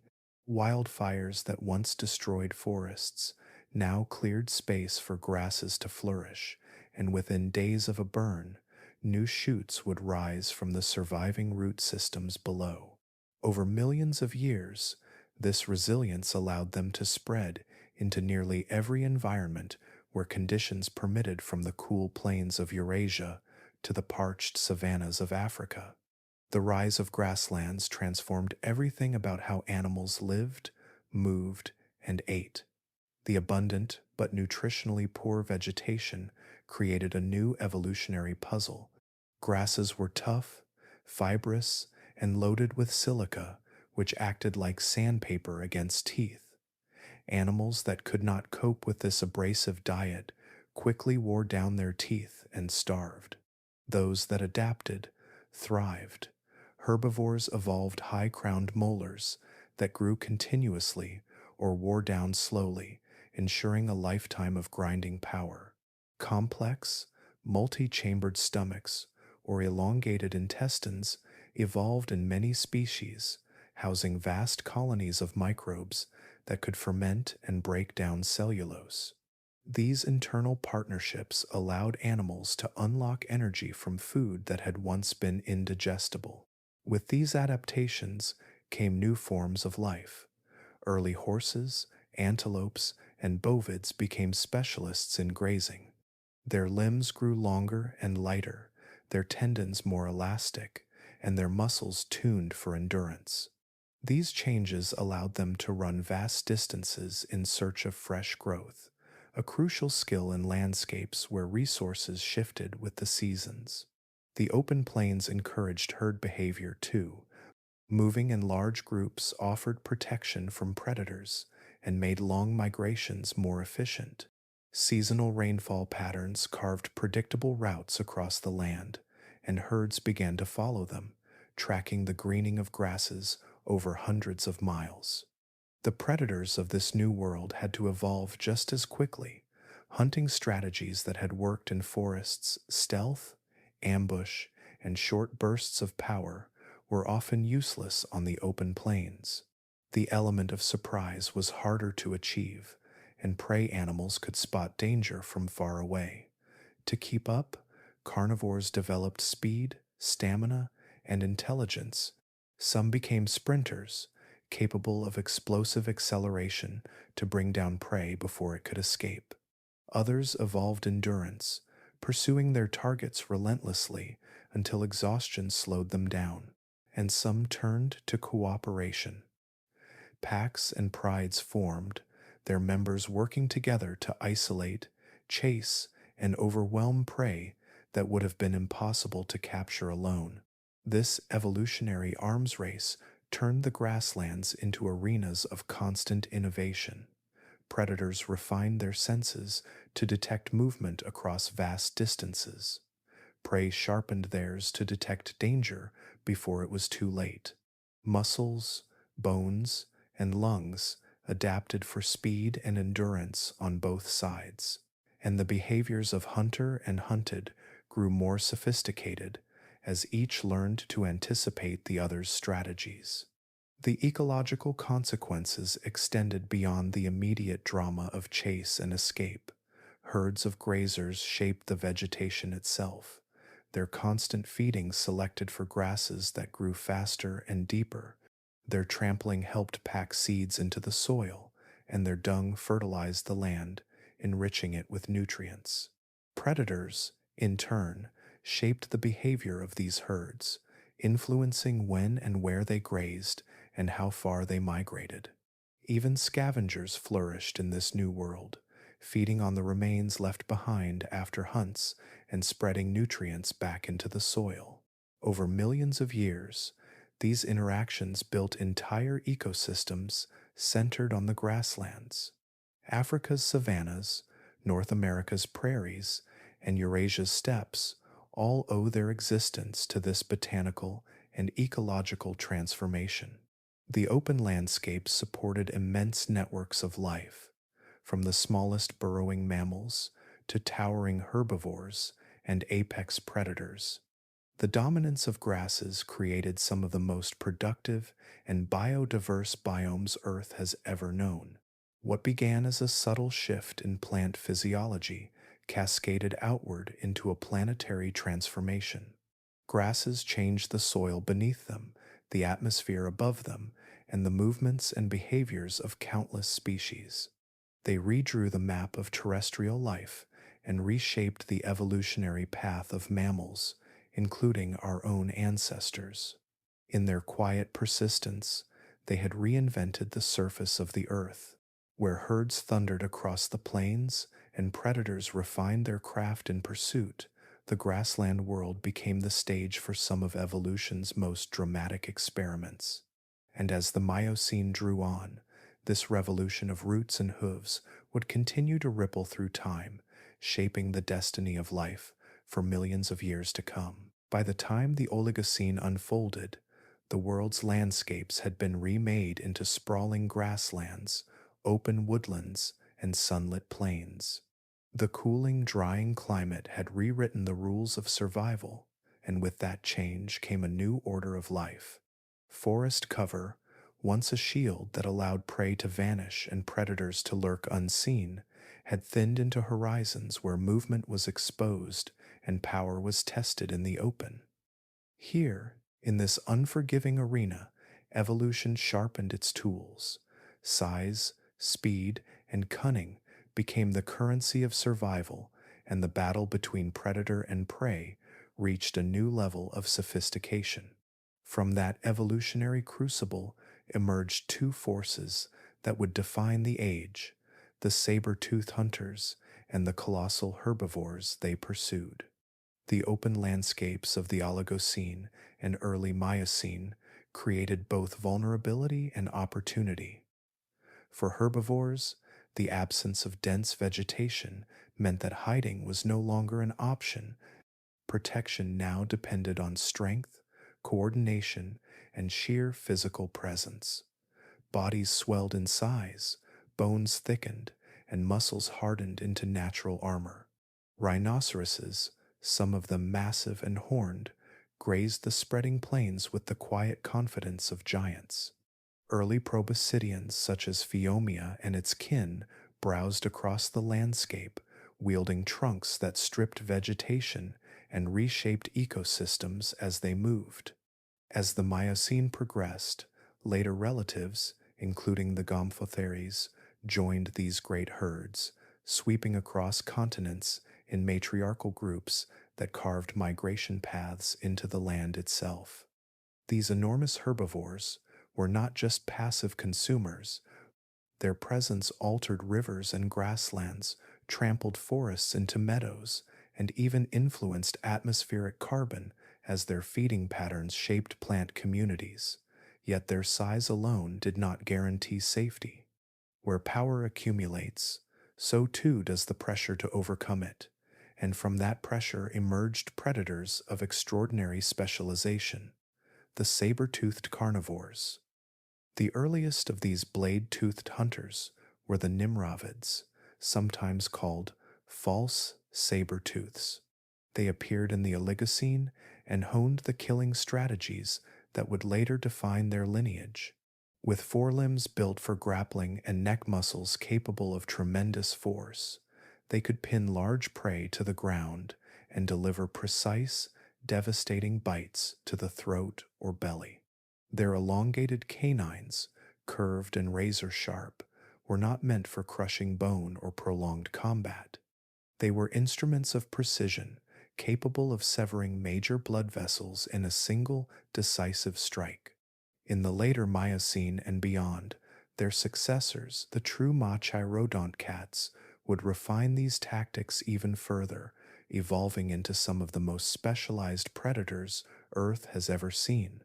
But even the earliest saber-tooths were more than brute force. They were masters of patience and timing. Some used the uneven terrain of river valleys or the cover of low shrubs to ambush prey.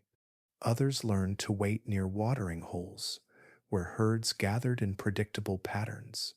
Their strategies were shaped by observation and adaptation, a reflection of the intelligence that underpinned their deadly efficiency.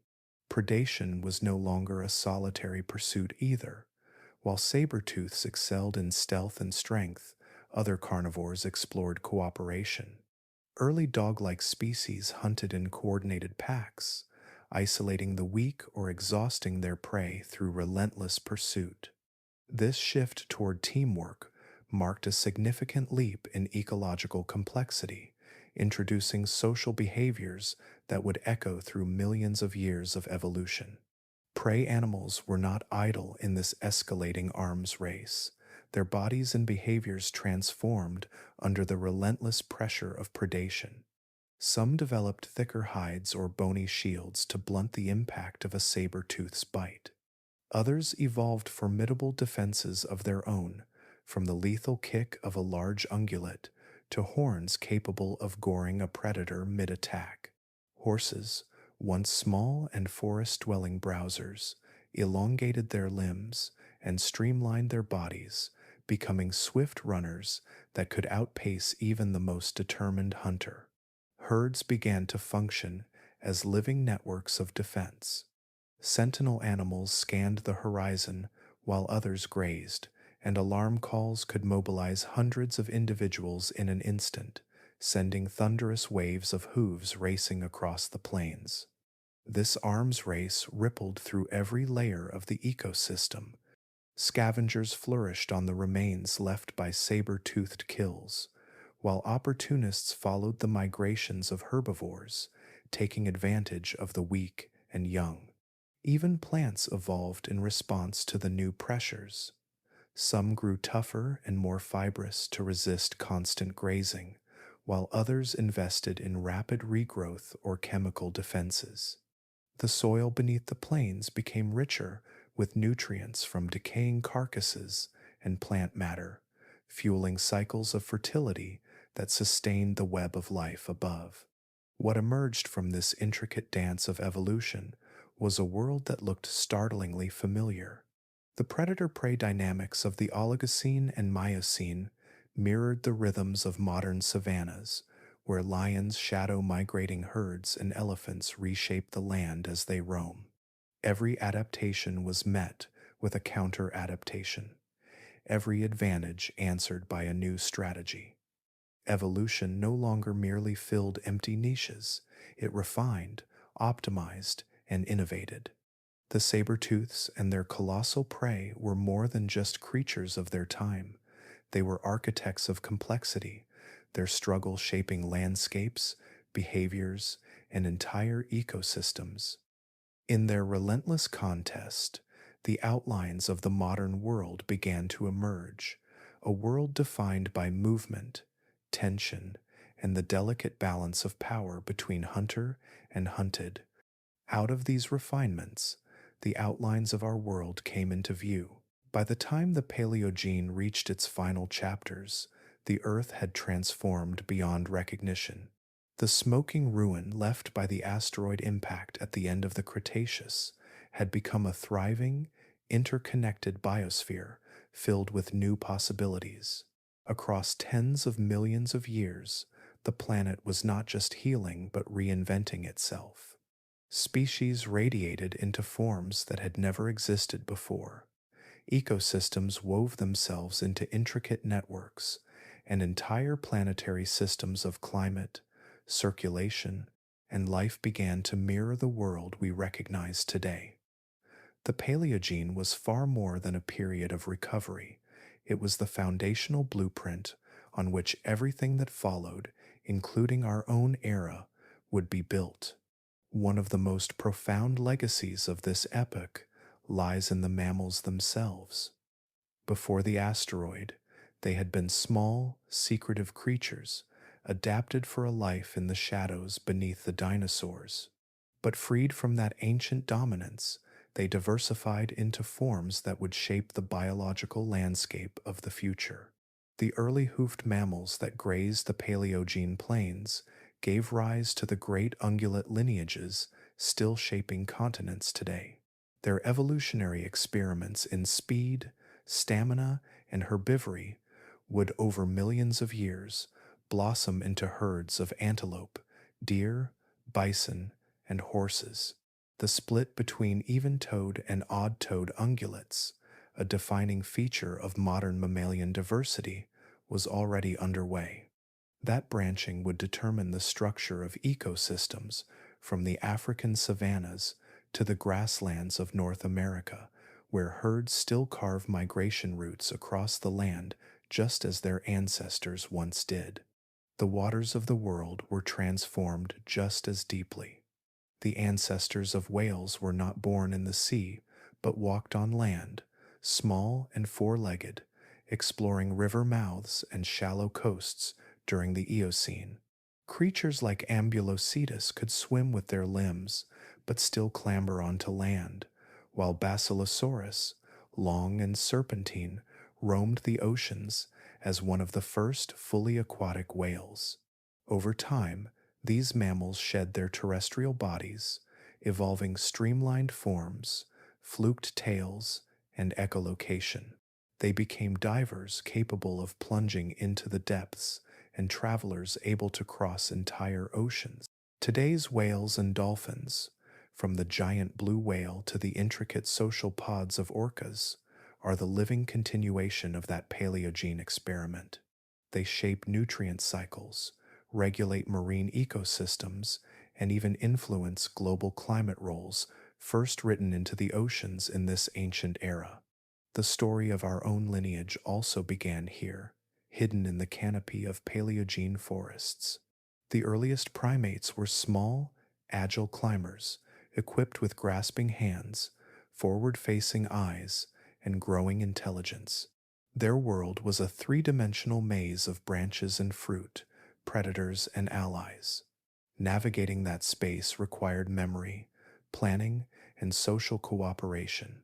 These traits, refined over millions of years, laid the groundwork for everything that would follow.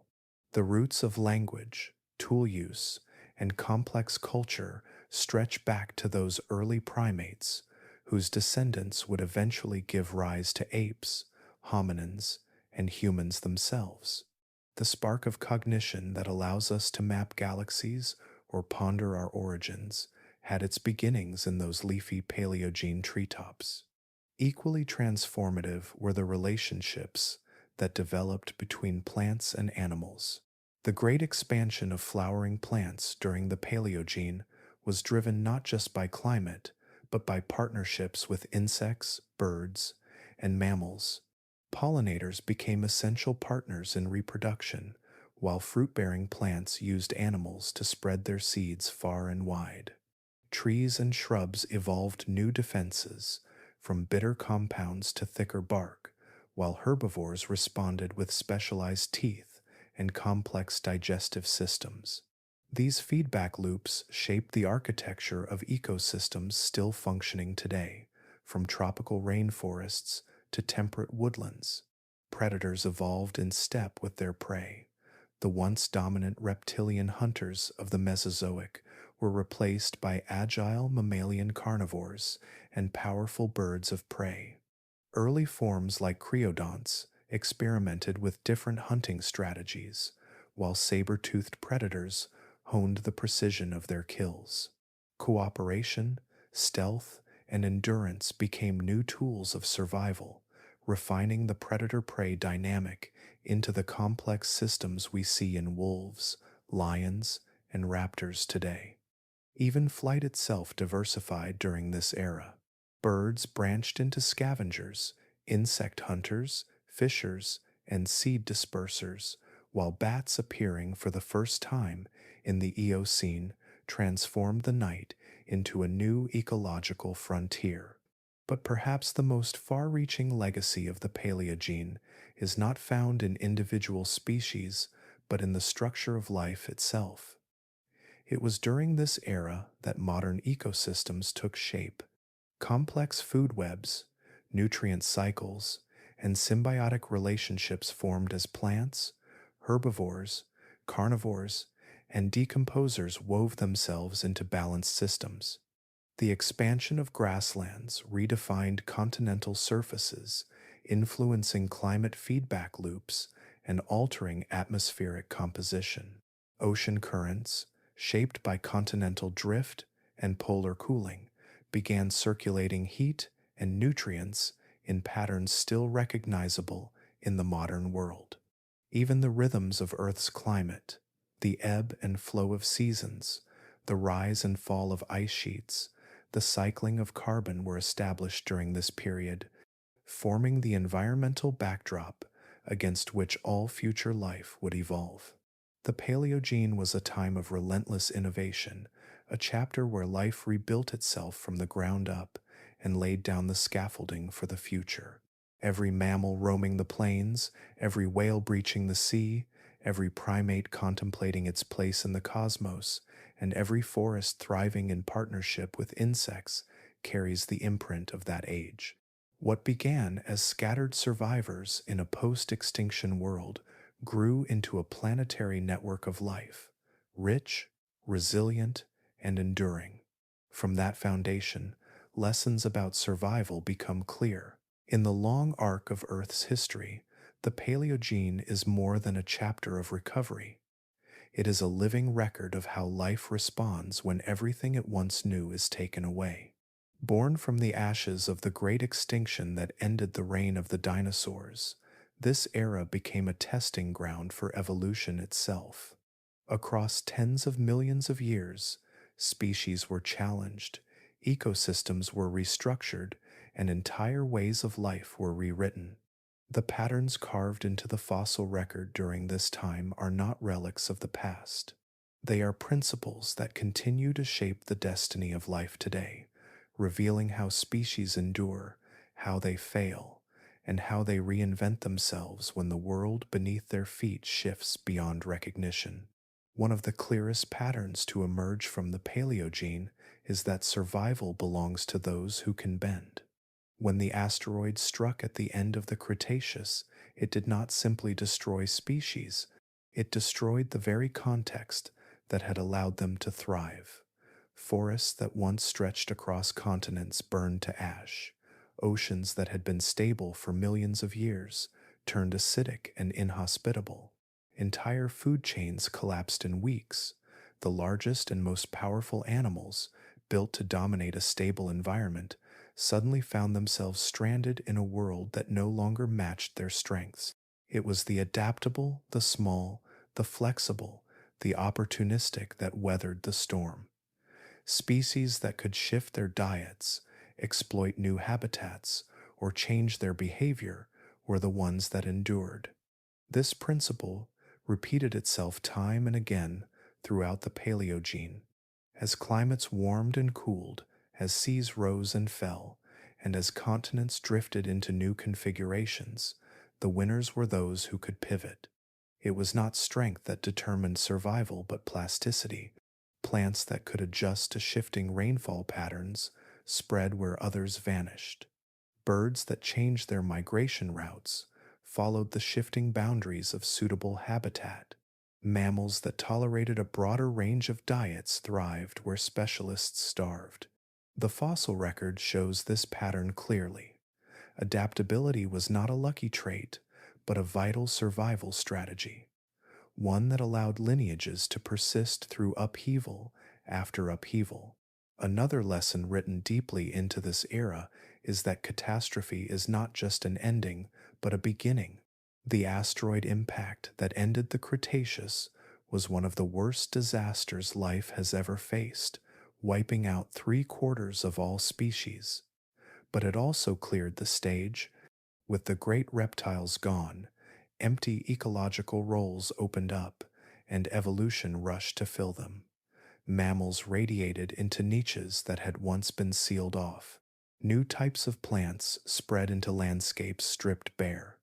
Predators, herbivores, scavengers, and pollinators emerged in new forms. Over and over, the same pattern repeated.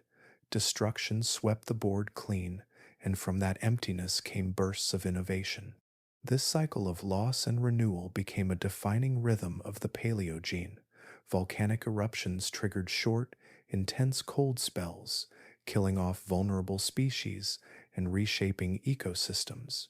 Rapid warming events, like the Paleocene-Eocene thermal maximum, forced migrations across continents and triggered evolutionary leaps in physiology and behavior.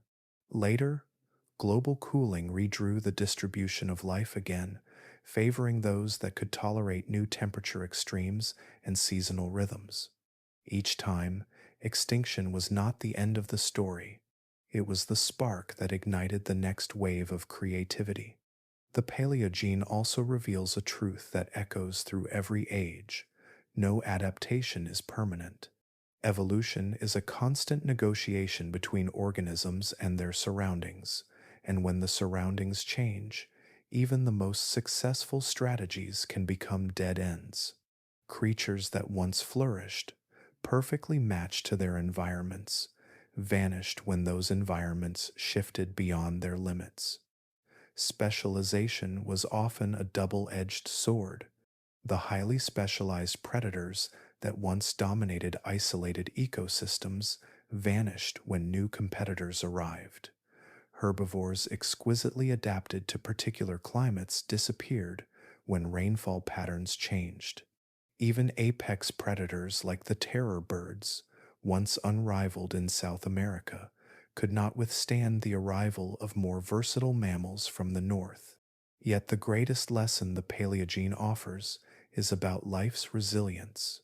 Evolution does not march toward perfection.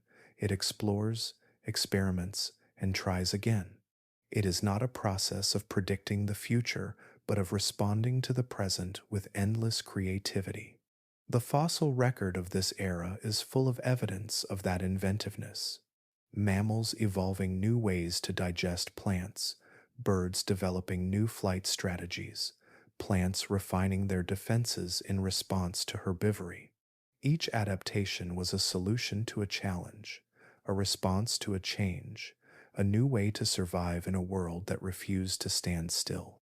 These patterns are not ancient relics locked in stone, they are still unfolding around us. The world today faces changes as rapid and profound as those of the Paleogene. Temperatures are rising, ecosystems are collapsing, and species are shifting their ranges in search of survival. The lesson from deep time is that life can endure such upheaval, but only if it can change. Diversity, flexibility, and innovation remain the cornerstones of resilience. Ecosystems that can reorganize will recover.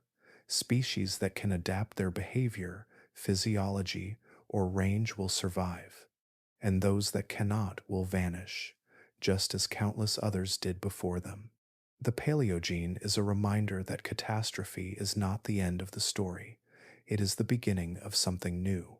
From the worst extinction in Earth's history rose the ancestors of whales, elephants, birds, and primates.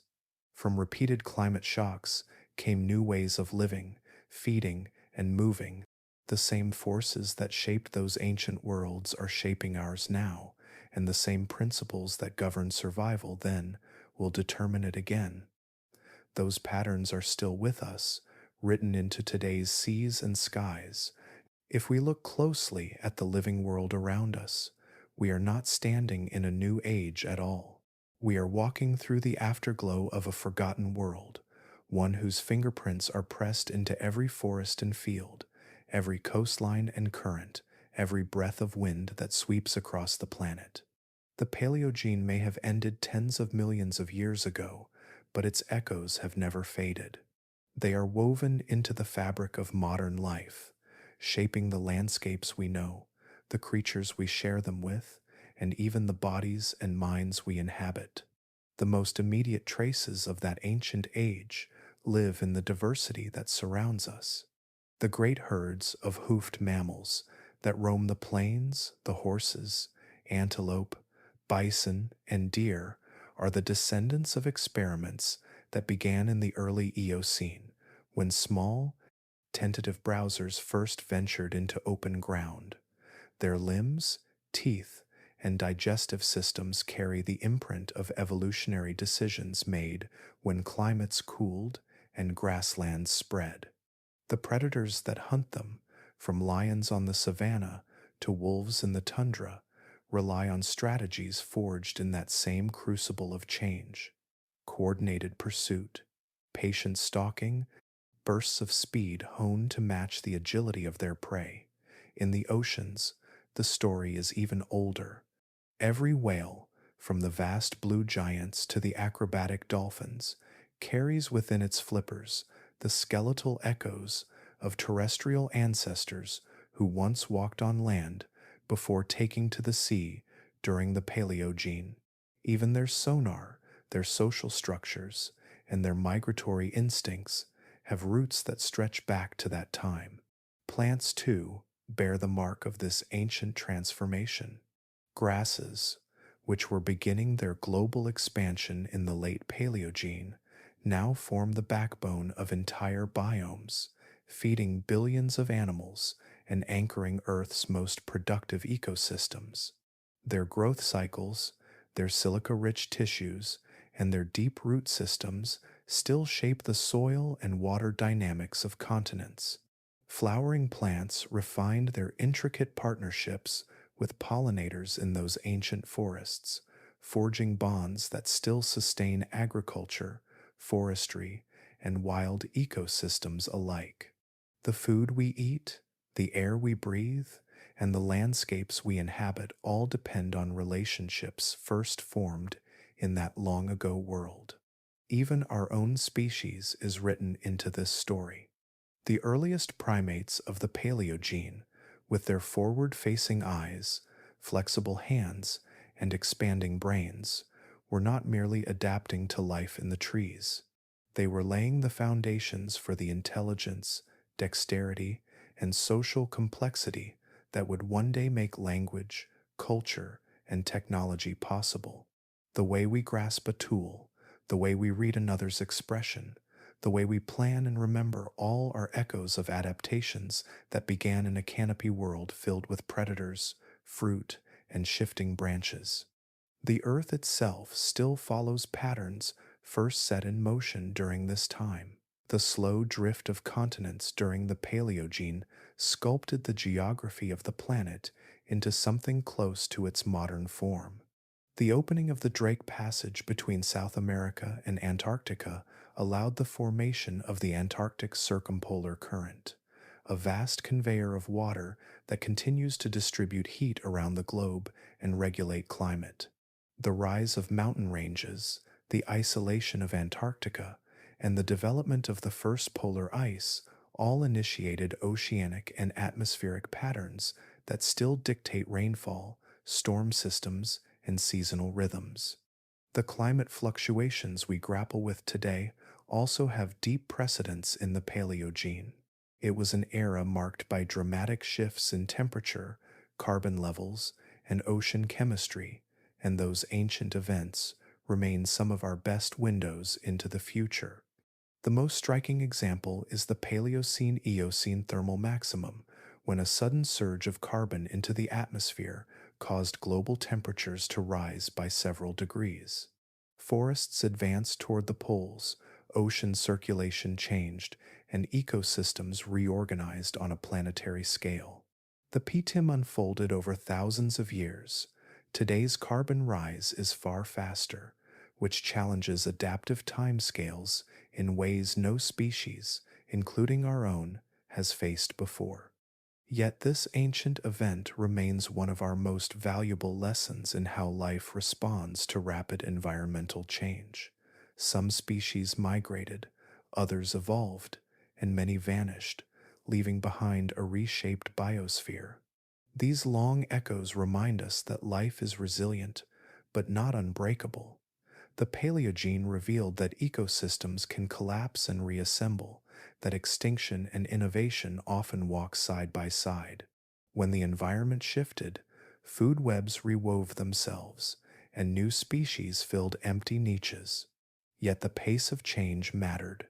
Too rapid a shift, and even the most adaptable organisms could not keep up. This lesson carries forward into the present. The fabric of life can stretch and reform, but it has limits, and those limits are now being tested as never before. Perhaps the most profound inheritance of the Paleogene is the perspective it offers. It shows that nothing about the world is permanent. Continents wander, climates shift, and lineages rise and fall. Yet through it all, life persists, reshaping itself with every upheaval. The forests we walk through, the prairies that ripple in the wind, the oceans that sustain our civilization, all are products of processes set in motion tens of millions of years ago. To understand our present and prepare for what is coming, we must listen to those deep time lessons written in stone and DNA. The Paleogene is not a chapter that ended long ago. It is a story still unfolding, its themes playing out in every ecosystem and climate system on Earth. And so the story that began in ruin reaches us now, not finished, but continuing, as life once again faces the challenge of change and searches, as it always has, for new ways to endure. 66 million years ago, an asteroid fell from the sky and ended an era that had lasted for more than 160 million years. It did not simply erase the dinosaurs, it dismantled a global order, toppling entire ecosystems and leaving behind a planet in ruin. Forests burned under a sunless sky, oceans turned acidic, and food webs collapsed into silence. Yet, even as the old world vanished, the story of life did not end. In the stillness that followed, a new chapter began, slower, quieter, and written by survivors that would gradually reshape the Earth into something entirely new. The Paleogene was the vast canvas on which that chapter unfolded. The early days were marked by scarcity and instability. With the dominant reptiles gone, no single lineage was prepared to claim the vacant roles they had left behind. Food chains faltered, climates swung unpredictably, and entire ecosystems had to be rebuilt from their foundations. Yet, in this emptiness lay opportunity. Life responded not with despair, but with experimentation. The small, the overlooked, and the adaptable stepped into the spotlight, exploring niches that had never existed before. Each adaptation was a tentative answer to the challenges of a changed world, and together they began to weave the fabric of a new biosphere. Mammals, once confined to the shadows, diversified into forms that no one could have predicted. Some evolved bodies built for speed, chasing prey across the recovering landscapes. Others grew large and heavy, browsing on the plants that flourished under renewed sunlight. Within a few million years, these once modest creatures had become giants in their own right, spreading across every continent and taking on roles that had belonged to dinosaurs for ages. They filled the air, the forests, the rivers, and the open plains with new life, each lineage refining its strategy in the great evolutionary game. Predators rose to meet them, adapting in ways just as remarkable. The creodonts, with their powerful jaws and sharp senses, became early specialists in the art of the hunt. Giant flightless birds developed crushing beaks and keen eyesight, dominating landscapes where mammalian carnivores had yet to gain a foothold. The dynamic between hunter and hunted grew more complex with each generation. Speed spurred stealth, armor countered teeth, and intelligence emerged as one of evolution's most effective weapons. The physical world was transforming too. Temperatures rose dramatically in the Paleocene and Eocene, enveloping the globe in warmth that nurtured dense tropical forests, stretching almost to the poles. When the climate shifted again, cooling reshaped the land once more. New habitats opened, and with them came new ways of life. Grasses began their slow spread across the continents, transforming ecosystems and fueling the rise of grazers and the predators that pursued them. Land bridges formed, linking continents and allowing migrations that would mix species and spark evolutionary bursts. Even the continents themselves moved, colliding and drifting apart, raising mountains and redirecting ocean currents in ways that forever altered the planet's climate and geography. Out of this constant change, life did more than recover. It reinvented itself. Mammals returned to the seas and became whales, evolving into masters of the deep. Primates refined their dexterity and perception in the trees, setting the stage for intelligence that would one day gaze at the stars. Rodents, bats, and other small creatures spread into every corner of the planet, thriving through their speed, flexibility, and resilience. Evolution was no longer merely about survival. It was about possibility, about exploring the vast range of forms and behaviors that life could take.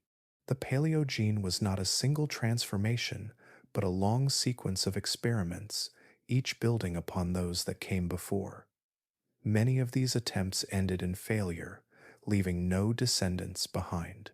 Yet even the dead ends shaped the path forward, revealing what could and could not work in a changing world. Those that endured did so by evolving new strategies, diversifying into untapped niches, and adapting to challenges that shifted with every passing epoch. The outcome was a biosphere more complex and interconnected than any that had existed before. A world where plants, animals, and climates influenced one another in ways that would define the future of life. As the era unfolded, the outlines of the modern world began to take shape. Herds molded landscapes as they grazed and migrated. Predators sharpened their tactics in an arms race that balanced power and cunning. Intricate food webs bound ecosystems together, with each species playing a part in the great cycle of life. Intelligence, cooperation, endurance, and innovation, the traits that would one day define humanity, were forged in this crucible of change. We are not apart from this story. Our lineage traces back to small primates that once clung to branches in Paleogene forests, their hands and minds slowly adapting to a world that demanded curiosity and problem solving. The air we breathe, the plants that sustain us, the climates that shape our lives, all are products of forces that began to unfold in those distant ages.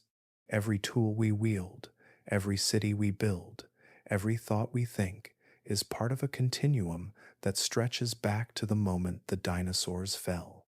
From destruction rose opportunity, from collapse came complexity, and from one of Earth's darkest hours emerged the living world that surrounds us today. The Paleogene was not merely a recovery from disaster, it was the Earth's great act of reinvention, a reminder that endings are rarely final. They are the beginnings of new stories, and we, too, are chapters in the one that began when the old world died and another slowly, beautifully, took its place.